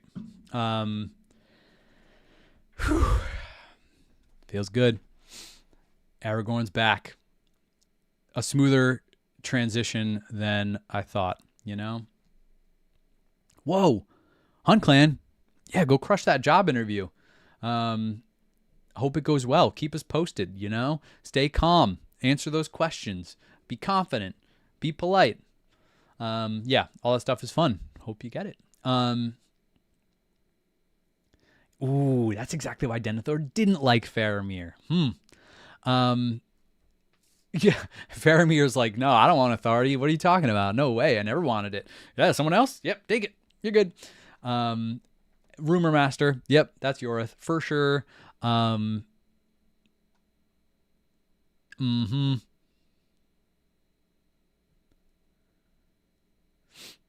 Oh, she knows how to tell a tale. End of the next book. There's more. There's more Yorith lore. Lorith. Okay.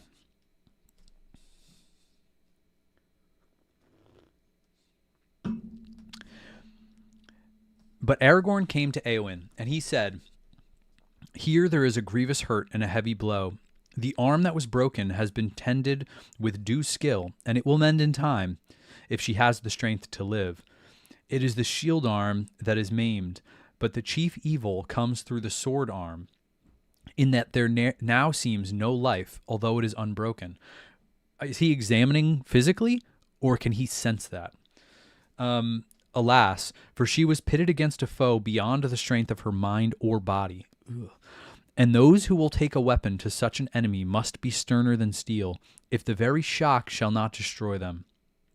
It was an evil doom that set her in his path, for she is a fair maiden, fairest lady of a house of queens, and yet I know not how I should speak of her. When I first looked on her and perceived her unhappiness, it seemed to me that I saw a white flower standing straight and proud, shapely as a lily, and yet knew that it was hard, as if wrought by elf-rights out of steel. Or was it maybe a frost that had turned its sap to ice, and so it stood, bittersweet, still fair to see, but stricken, soon to fall and die. Her malady begins far back before this day, does it not, Eomer? Whew, he's going for it. Yikes. I marvel that you should ask me, Lord, he answered, for I hold you blameless in this matter, as in all else. Yet I knew not that Eowyn, my sister, was touched by any frost until she first looked on you.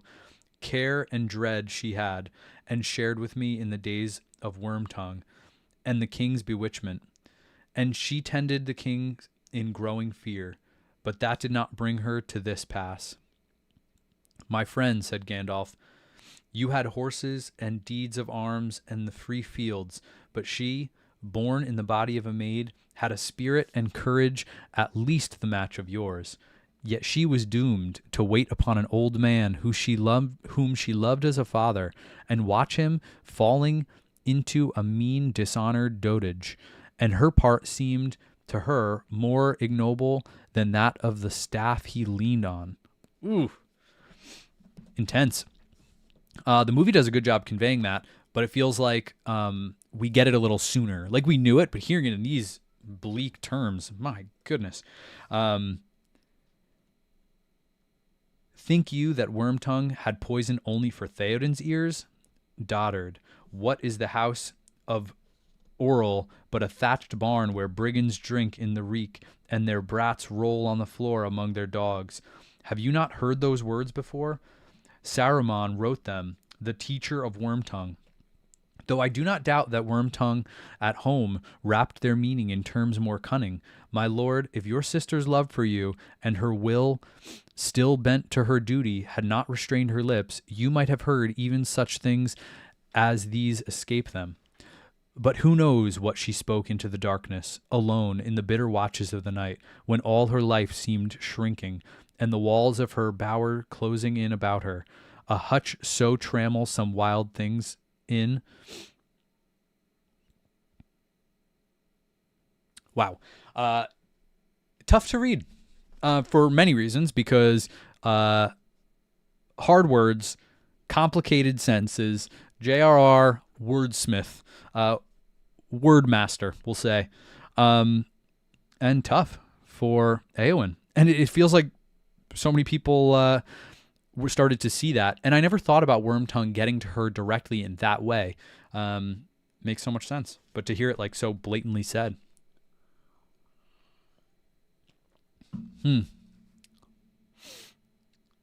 Oh, yeah, here we go. I've been waiting on this one.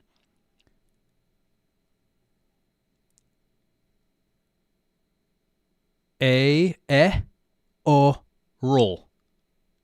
3 syllables? I feel like I still need to see that one or hear that one said.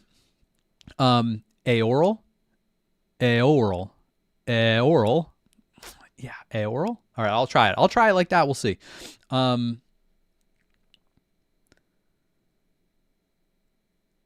Wow, Hunt Clan, that was the fastest job call ever. Are you the job master? Incredible. Does that mean you have a job, or that was call 1 and it went well and now they're going to do 6 more calls? Oh, 2 syllables. Oral. Oral. All right. Oh, interesting. He says it in the movies. I'll have to think about that one. I don't remember it. It must be one of the ones I've just been going over. Oh, set up for an interview. So this was a logistical call. A little bit of operations. Okay, nice.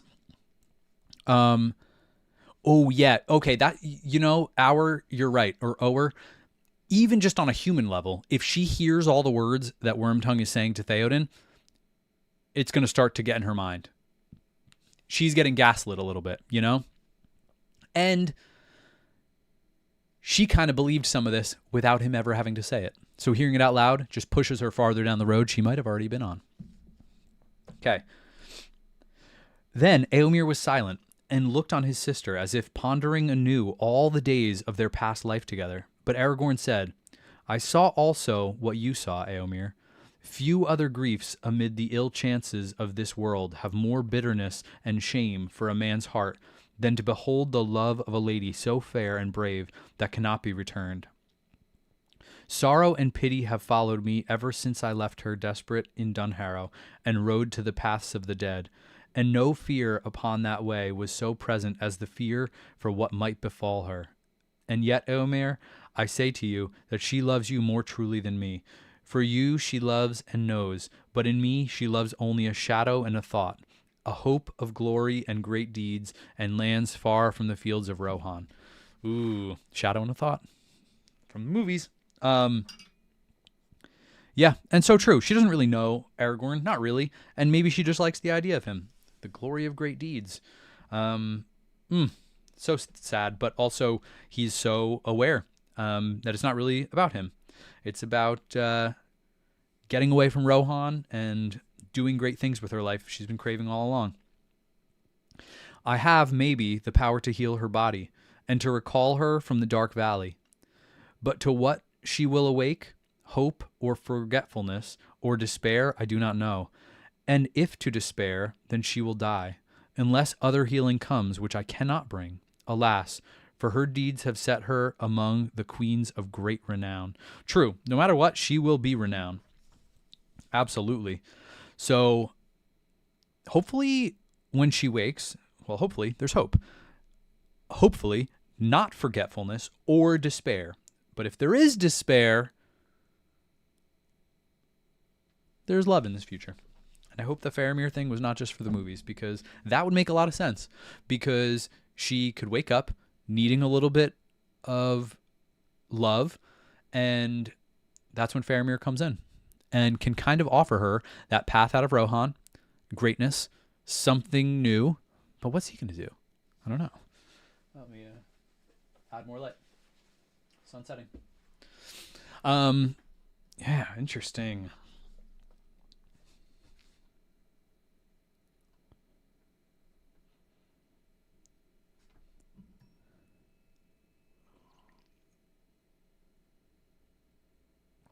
Anything you say will spoil it. I have. Then Aragorn stooped and looked in her face, and it was indeed white as a lily, cold as frost, and hard as graven stone. But he bent and kissed her on the brow and called her softly, saying, Eowyn, Eowyn's daughter, awake, for your enemy has passed away. She did not stir, but now she began again to breathe deeply, so that her breast rose and fell beneath the white linen of the sheet. Once more Aragorn bruised 2 leaves of Athelas, and cast them into steaming water, and he laved her brow with it, and her right arm lying cold and nerveless on the coverlet.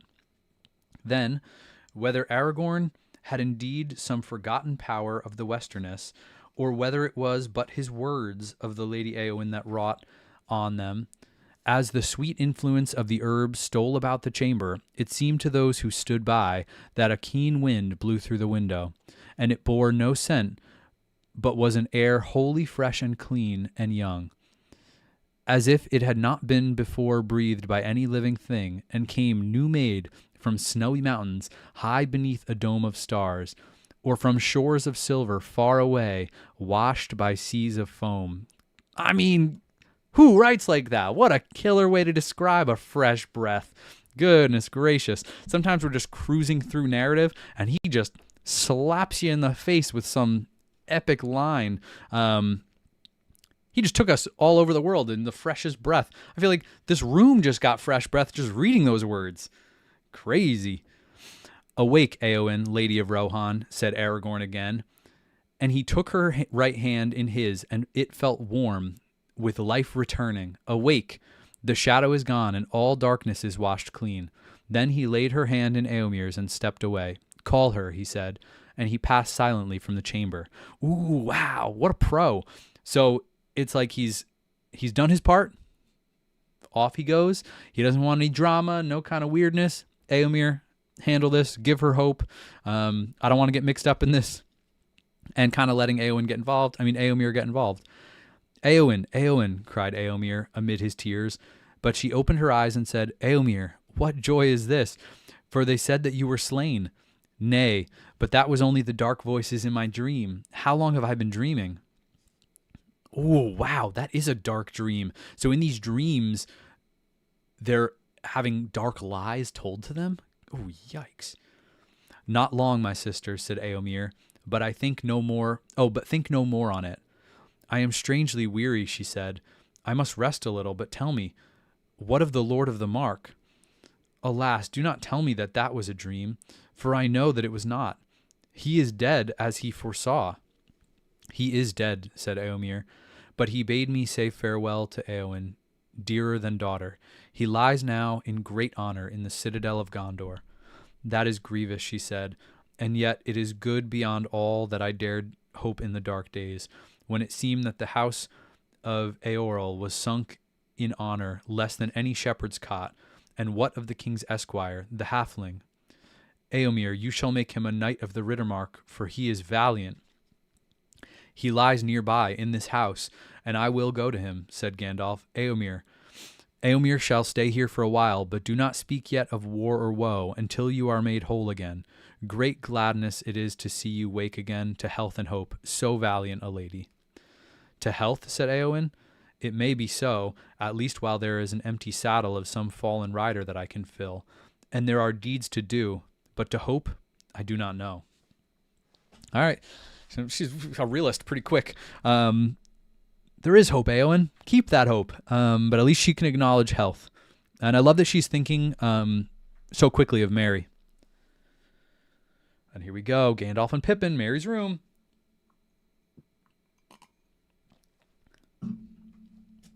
Oh, let me check. Sorry. I'm bad with the chat. Oh, yeah. Nice. Hunt Clan. Good call to make. Make sure they're on track with that resume.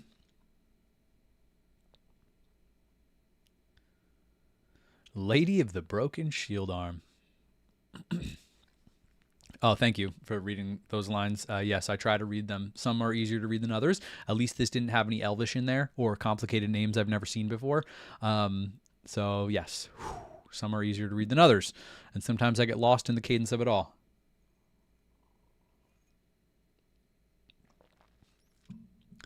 Yeah, complicated feelings for him indeed.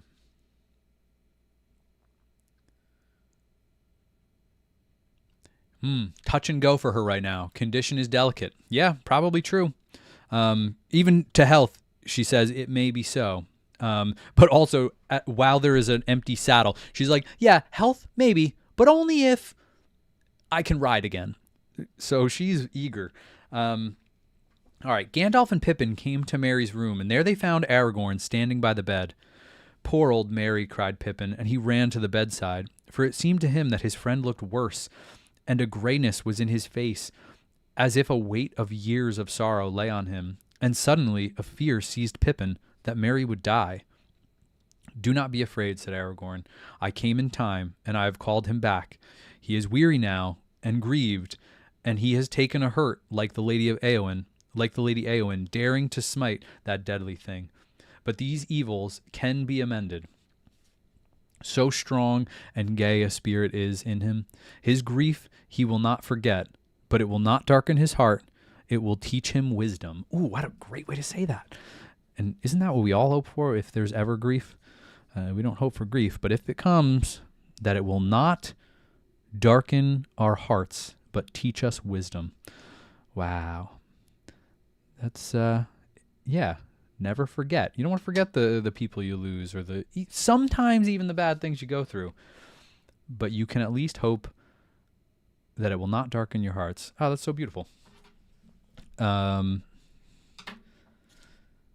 star all the epic lines, the kind of lines you could put on your wall, you know? That's a starred line right there.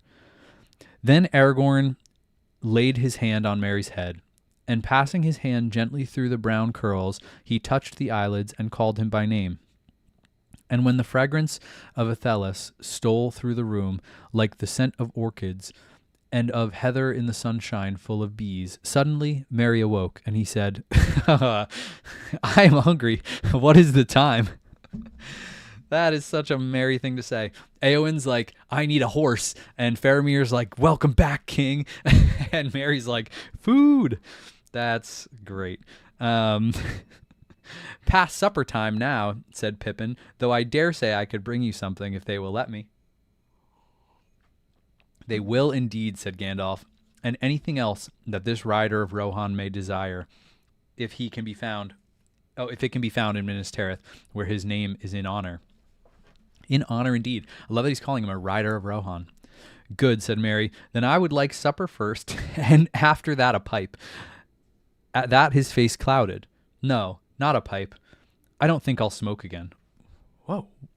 I almost paused to talk about it, and then I just saw, why not? I think we'll get the answer I was going to ask. Why not, said Pippin. Well, answered Merry slowly, he is dead. It has brought it all back to me. He said he was sorry he had never had a chance of talking herblore with me. Oh, Theoden. Almost the last thing he ever said. I shan't ever be able to smoke again without thinking of him and that day, Pippin, when he rode up to Isengard and was so polite. But you know what? I think you can still smoke and think of him, but thinking of him fondly. Maybe it's too soon for that, though, but hopefully he comes around. I think he will. Thanks, Aragorn, saying what I'm saying. Smoke, then, and think of him, said Aragorn, for he was a gentle heart and a great king, and kept his oaths, and he rose out of the shadows to a last fair morning. Though your service to him was brief, it should be a memory glad and honorable to the end of your days. Yes. Merry smiled. Well, then, he said, if Strider will provide what is needed, I will smoke and think. I had some of Saruman's best in my pack, but what will become of it in the battle, I am sure I don't know. That is so funny. It's like he's just worried about food and pipe. Yeah, exactly.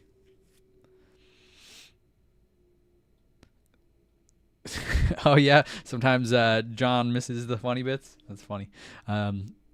What do I miss? John gets all the good literary lines, I'm sure. He probably catches some of that writing that I just totally miss.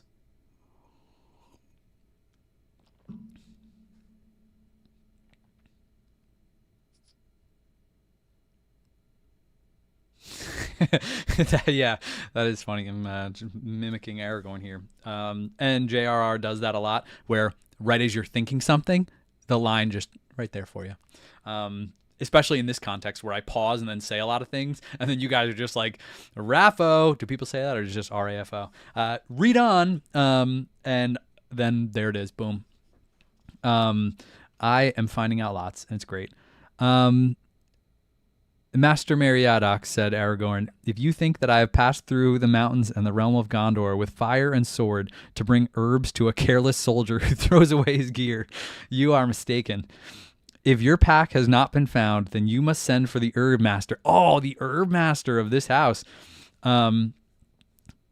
And he will tell you that he did not know that the herb you desired had any virtues, but that it is called Westman's weed by the vulgar, and Galenus by the noble, and other names in other tongues more learned. And after adding a few half-forgotten rhymes that he does not understand, he will regretfully inform you that there is none in the house, and he will leave you to reflect on the history of tongues. This is so great. Aragorn is so funny. And he's also teaching Merry about this dude. He's teaching him literal lore and what to ask for, and then guiding him of like, and basically like, you're going to go through all this. You're still not going to get what you're looking for. That is just so funny. He will leave you to reflect on the history of tongues. And so now must I, for I have not slept in such a bed as this since I rode from Dunharrow, nor eaten since the dark before dawn. Wow. That is so funny. Well, I really hope he can go find his pack. But that would be, you don't really want to go out into the battle. There's too much out there. Maybe let it go. Or do you go back out there and search for it? And speaking of going out and searching for it, wow, another part that's so different from the movies, Pippin going out and finding Merry just forgotten in the battle. He seemed a little forgotten here too, but not at that level, out there in the field. And how would you find a single hobbit in a whole army? Wow. So, interesting. Wow. Great. I love this in the books. A cool way to bring all the characters together. Someone said Aragorn's funniest. I thought it said fullest. Funniest dialogue in the story. Yeah. Like, how can Aragorn have such lightheartedness? I think the hobbits bring this out of him. Maybe he was sassy before, even with Yorl and stuff. Wait, Yorith? But it's just funny. It feels like with the hobbits, he can really, like, next level, just, like, go for it. I think this reminds him of Bilbo in some ways. He seemed to have that, like, dynamic with Bilbo. Everyone's like, keep reading. All right, we're going to keep reading. And someone said, send Burgle to go find it. Yeah, absolutely. Burgle would he should be staying away from the herbs right now. Mary seized his hand and kissed it. I am frightfully sorry, he said. Go at once. Ever since that night at Brie, we have been a nuisance to you. But it is the way of my people to use light words at such times and say less than they mean. We fear to say too much. It robs us of the right words when a jest is out of place. I know that well, or I would not deal with you in the same way. Exactly. He deals with them in that exact same way. He goes Hobbit mode when he's around them. It kind of adds like levity to these situations where I feel like Aragorn's been heavy for a while now, and there's a light is coming back into the world here. It's cool. May the Shire live forever unwithered. And kissing Mary, he went out, and Gandalf went with him. I'm thinking about that line of may the Shire live forever unwithered, because we've heard at other parts in the story that Rangers specifically have protected the Shire.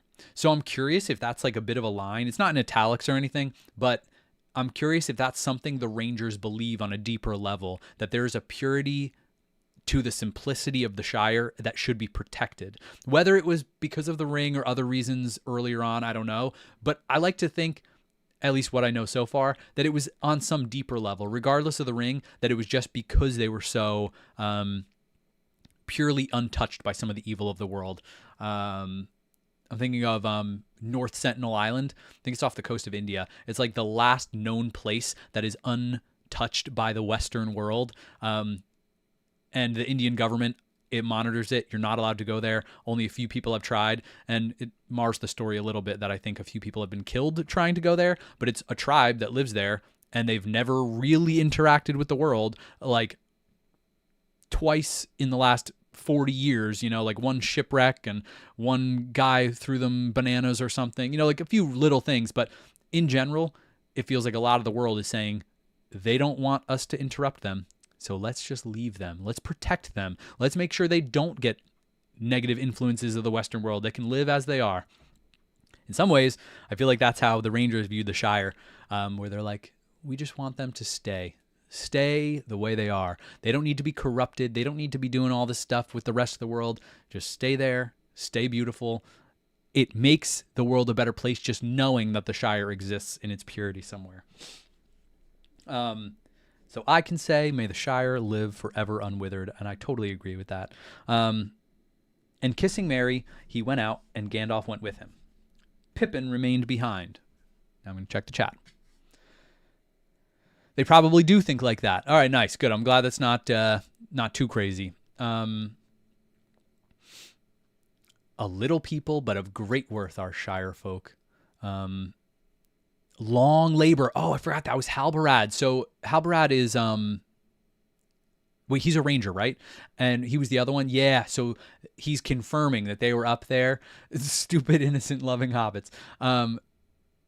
Yeah. Are we shouting Raffo? Yes, everybody is.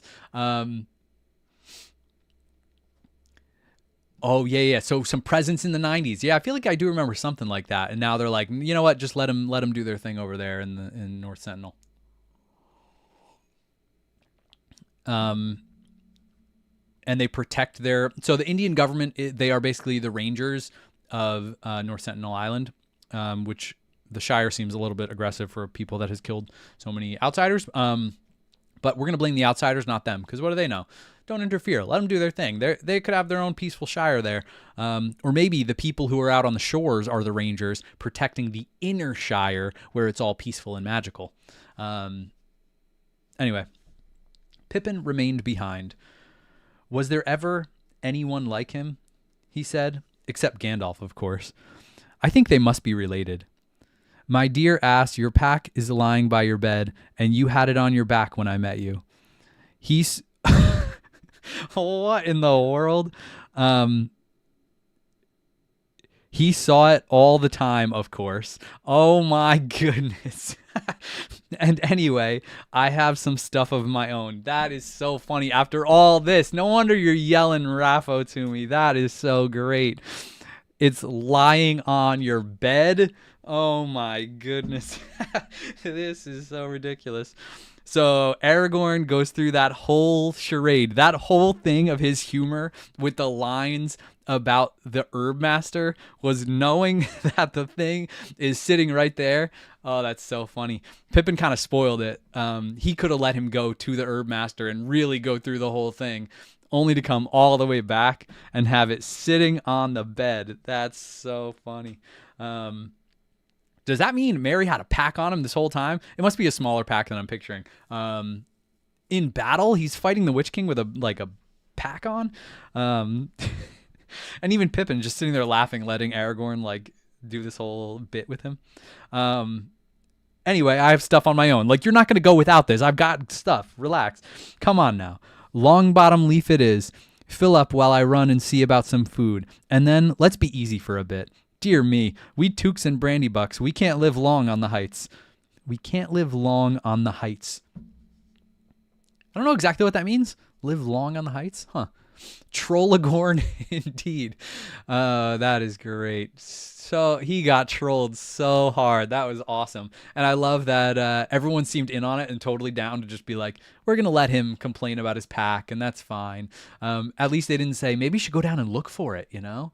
As soon as you're ready, just go down and find it on the fields.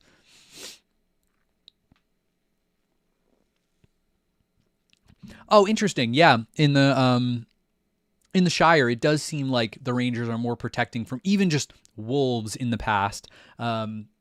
Before there was a lot more evil and darkness growing in the world. And yeah, dwarves on the outskirts we heard mention of, and even elves going through on the way to the Grey Havens. Yeah. Yep. So true. Oh, heights, rarefied air of kings and wizards. Nice, Dennis. That makes perfect sense. And yeah, do not interrupt a king when he's doing his bit. So true, Brett. No, said Merry, I can't. Not yet, at any rate. Ah, why not? But at least Pippin, we can now see them and honor them. It is best to love first what you are fitted to love, I suppose. You must start somewhere and have some roots, and the soil of the Shire is deep. Yeah, absolutely. Let your roots of love grow in the Shire. Still, there are things deeper and higher, and not a gaffer could tend his garden in what he calls peace but for them. Whether he knows about them or not, I am glad that I know about them a little. But I don't know why I am talking like this. Where is that leaf? And get my pipe out of the pack if it isn't broken. Yeah, he couldn't even make it through a few sentences, and he's like, "What? Yeah, just give me the pipe. What am I talking about?" Aragorn and Gandalf went now to the warden of the houses of healing, and they counseled him that Faramir and Eowyn should remain there and still be tended with care for many days. Oh, many days. Okay. Ah, Faramir and Eowyn being tended together. Well, well, well. The Lady Eowyn, said Aragorn, will wish soon to rise and depart, but she should not be permitted to do so. A little hard to keep her from doing things she wants to do. If you can in any way restrain her until at least 10 days. 10 days! As for Faramir, said Gandalf, he must soon learn that his father is dead. Oh, does he not know? Again, the movie was in the back of my head, just kind of whispering to me. Him kind of waking up and seeing it, right? He kind of sees his father going mad. But I guess here he didn't at all. All of that happened when he was out. What does he last remember? The battle? Oh my goodness. But the full tale of the madness of Denethor should not be told to him until he is quite healed and has duties to do. See that Beregond, the Parian, who were present, do not speak to him of these things yet. I definitely trust Beregond to be with him. That's good. Beregond's a good man. So loyal. And the other Parian, Meriadoc, who is under my care, what of him? Said the warden. It is likely that he will be fit to arise tomorrow. For a short while, said Aragorn. Let him do so if he wishes. He may walk a little in the care of his friends. My goodness, and the warden says this, they are a remarkable race, nodding his head, very tough in the fiber, I deem. Yeah, my goodness, it takes Eowyn 10 days, and maybe she went through a little more, but that's incredible. Again, I'm going to agree with the warden here that this is a tough race. And Gandalf was saying the same thing. They are made of some special stuff, these Shire folk. Hobbits, he's fit to walk around, and he can just walk around. Maybe it's because he's got and I guess Merry is older than Éowyn, right? Éowyn in my head is 20s, a little younger. So Merry's a little bit older, but it feels like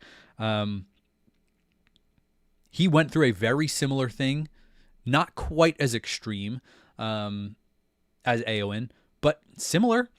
And for him to be up and walking around in the care of his friends, beautiful. Go Hobbits. At the doors of the houses, many were already gathered to see Aragorn. And they followed after him. And when at last he supped, men came and prayed that he would heal their kinsmen, or their friends whose lives were in peril through hurt or wound, or who lay under the black shadow. And Aragorn arose and went out, and he sent for the sons of Elrond, and together they labored far into the night. Oh, the sons of Elrond. Wait, is Elrond he's a king in the ways that I'm thinking? Does that count, or is this only kings of men? So his sons have this power. Is that just because elves have the same kind of power? Like Elrond's a great healer, his sons do too. Wow. So they can help out too. Makes sense. But maybe in a slightly different way than men. And I guess he didn't get his rest if he's another night, labored far into the night. And word went through the city, the king is come again indeed. And they named him Elfstone because of the green stone. Green stone? Silmaril? Is that what? We'll see. That he wore. And so the name, which it was foretold at his birth that he should bear, was chosen for him by his own people.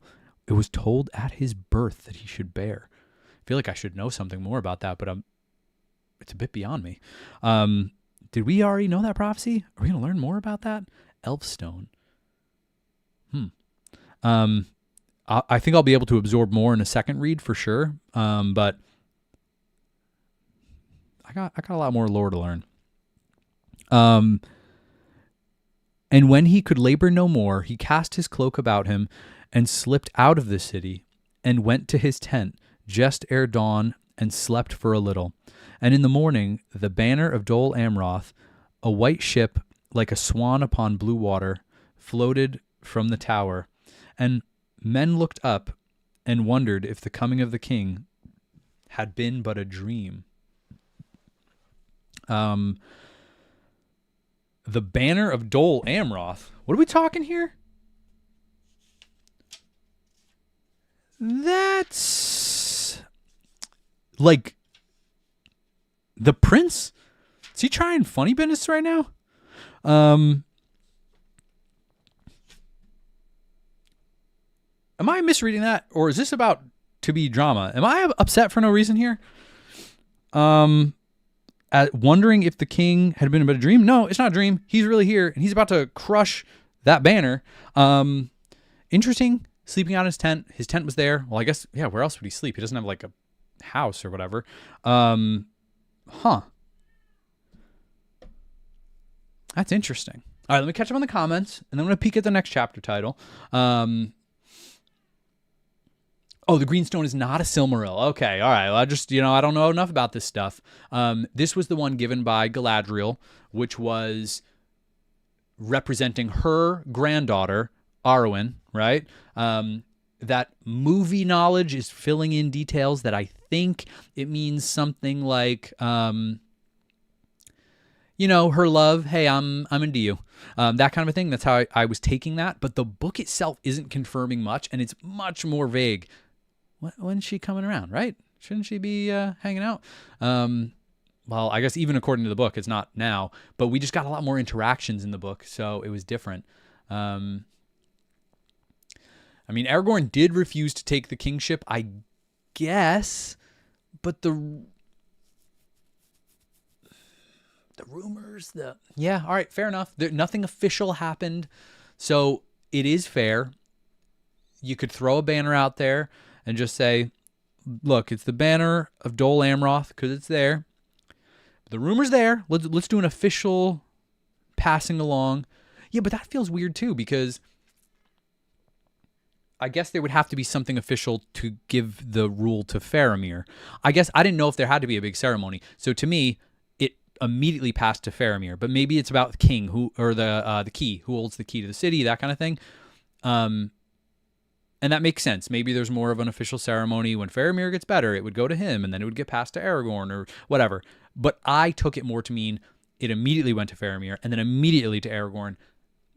But this is an old city with old ways. Maybe there's a little more ceremony required, which is fair.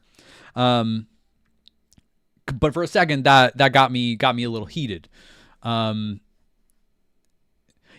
very cool that the people came up with Elfstone. And I'm curious who noticed the stone. Wait, does he wear it on his forehead? Did it say that? Because then it's very noticeable. But they knew that it was an elf stone. They're whispering. It's so cool.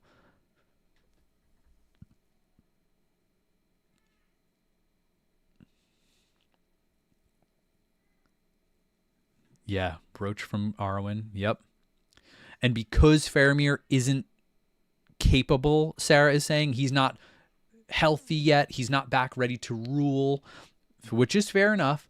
So it didn't get passed on to him till he was fully healed, which I guess a lot of countries have. You know, you have to be fit to rule. And it's just funny to see that the city has so many actual rules like that, because in some ways it feels like in hindsight, Theoden wasn't quite fit to rule either. But he was. And then kind of Denethor seems a little unfit in some ways to rule. So it feels weird that there's so much ceremony to it all, you know? That the passing on of rule is something real. But it makes sense. It makes sense that it would be. Maybe I'm thinking of some Game of Thrones stuff where it's less ceremony and it's kind of like whoever takes control gets it. And that's why seeing a banner is like someone's claiming it for themselves, even though they aren't. You know, I don't want to hate on them until I actually see what goes down, but it just feels a little weird. Rubs me the wrong way somehow. Okay, so the stone is a brooch on his cloak. Okay, not forehead. Better. So he was this. Okay, good. I think I'm shaping the Faramir feelings. Yeah, he agreed. He probably shouldn't be the one making decisions. So maybe I should trust this prince a little more than I currently am. It will all get settled tomorrow. We got a lot of good people in this city. Hope it doesn't mean any violence, but we'll see. Unusual circumstances, formal proceedings. Yeah, yep. And practicality. Yeah, of course. Wait, did I miss anything in here? Yeah, during Faramir's recuperation. We even in the appendices, we're going to get more Arwen Aragorn stories. Okay, or the full story. Weird that it would be there. Instead of mixed right in. Kind of makes sense. But again, that movie idea in my head leaves me wishing it was a little bit more mixed in here. Yeah. Galadriel gave Aragorn the stone, but my understanding is she gave it from Arwen. And I even thought Arwen gave it with specifically that in mind. Like, hey, give this to Aragorn, whatever. Or was Galadriel holding it the whole point, or the whole time? John's really into Imrahil. Fair enough. Maybe I've just been questioning him a little bit because I've seen him. I trust him. I kind of like him, but I feel like I'm still waiting to see, like, can I really trust him? How is he going to react to all of this other stuff? But this battle, we're seeing him tested, but this is the biggest test of all. Can a man give up power? Not something men are very good at. More about Elisar itself in Unfinished Tales. Oh, wow. Literally, Hunt Clan, you're saying it's like an early wedding gift, like it's that blatant betrothal, like an engagement ring he wears, basically. Not a ring, but you know. All right, I'm going to take a peek at the next chapter. Title only. The Last Debate. No words have been read. All right, The Last Debate. I'm going to go into full what my expectations are for the chapter, but just kind of knowing where the story's going in a vague sense. First thought, what would the last debate be? What to do to help Frodo and defeat Sauron. So maybe this is the debate of Minas Tirith, who's going to rule? How do we handle this? Do we go to the Black Gate? Do we fight Sauron? Is there any other way we can support Frodo? Is Frodo even still alive? I'm picturing this all happening because the movie even has a big scene. Gandalf, Legolas, Aragorn, Gimli. Is anyone else up there? Talking in the Citadel or in the throne room. And they're saying, what do we do now? How do we handle this? And that is what I'm picturing this chapter would be based on title alone. So I'm going to see how that brews in my head over the next few days. And I say next few days. I'm going to actually check with Jen. Maybe I can do another read tomorrow because I'm eager. I'm on a roll. I'll check with John, see if he has something. I know he's going to start a stream in a little bit here, I think even. Is that today? But I can't. No spoilers. So I'm going to try for tomorrow. It's going to be 2 o'clock if it is tomorrow. And I will, I'll let you know soon. I'll post it as I always do. Hopefully give you a little more notice. But thanks everyone for joining, even on a relatively last minute day like this. Second to last chapter of book 5. Wait, I just finish the second to last, or is last debate the second to last? Thanks, Angels. Appreciate it. Thanks for being on the stream. And thank you. Very kind words. I can't wait for tomorrow either. It's going to be great. There's a lot to get through, a lot to learn. And I'm just trying to soak it in. I mean, how cool is this? I feel like I get to read it slowly and absorb it and then think about it all night and day until I get to read the next chapter, or sometimes in multiple days. And then in the meantime, if I don't know if I can sit down for dedicated hours to do a stream, I come up here in between Calvin's naps and do a little video because I've got thoughts I just have to let out. Now, I don't know what kind of thoughts are going to jump out of these pages. I might not have time to put any into a video, but 2 o'clock Eastern Standard Time, New York City, East Coast, US. So whatever that is for you guys. Last debate is second to last, which means 2 more chapters to the end of book 5. I was going to say it's ending too fast. Brief aside again. I saw a picture of someone talking about the Lord of the Rings books, and they had a picture of them in front of a desk, and the books were yay big. It looked like 20 of them. And I'm like, I think my understanding of Lord of the Rings is much smaller than I originally thought. It is possibly a gigantic number of books ahead of me, and it got me excited. Didn't do a lot of digging yet because I just want to know what's right ahead. I don't want to see too far into the future, but I'm starting to get excited. So, thanks, guys. Thanks, Sarah. Appreciate it. There are lots of books. Good. That's what I like to hear. Only 4 chapters behind John? No way. So what I'm doing is when I read a chapter, I then go back and watch the videos John made of this chapter. And then if there's anything that his videos bring up in my mind, or it sparks my memory on something I read, then I might make a video on it. But I'm excited I'm catching up. I think it's good to catch up because then we could be on the same page. But then are we both going to stream chapters back to back? Do we co-stream something? I don't know. I guess we'll cross that bridge when we get to it. We'll cross that Buckleberry Ferry when we get to it. Am I right? Well, I guess we can end there. We look towards Numenor that was, and beyond to Elvenhome that is, and to that which is beyond Elvenhome and will always be. Cheers. Thanks, guys. I think I got that right. I'm improving. I'll get better next time. Bye.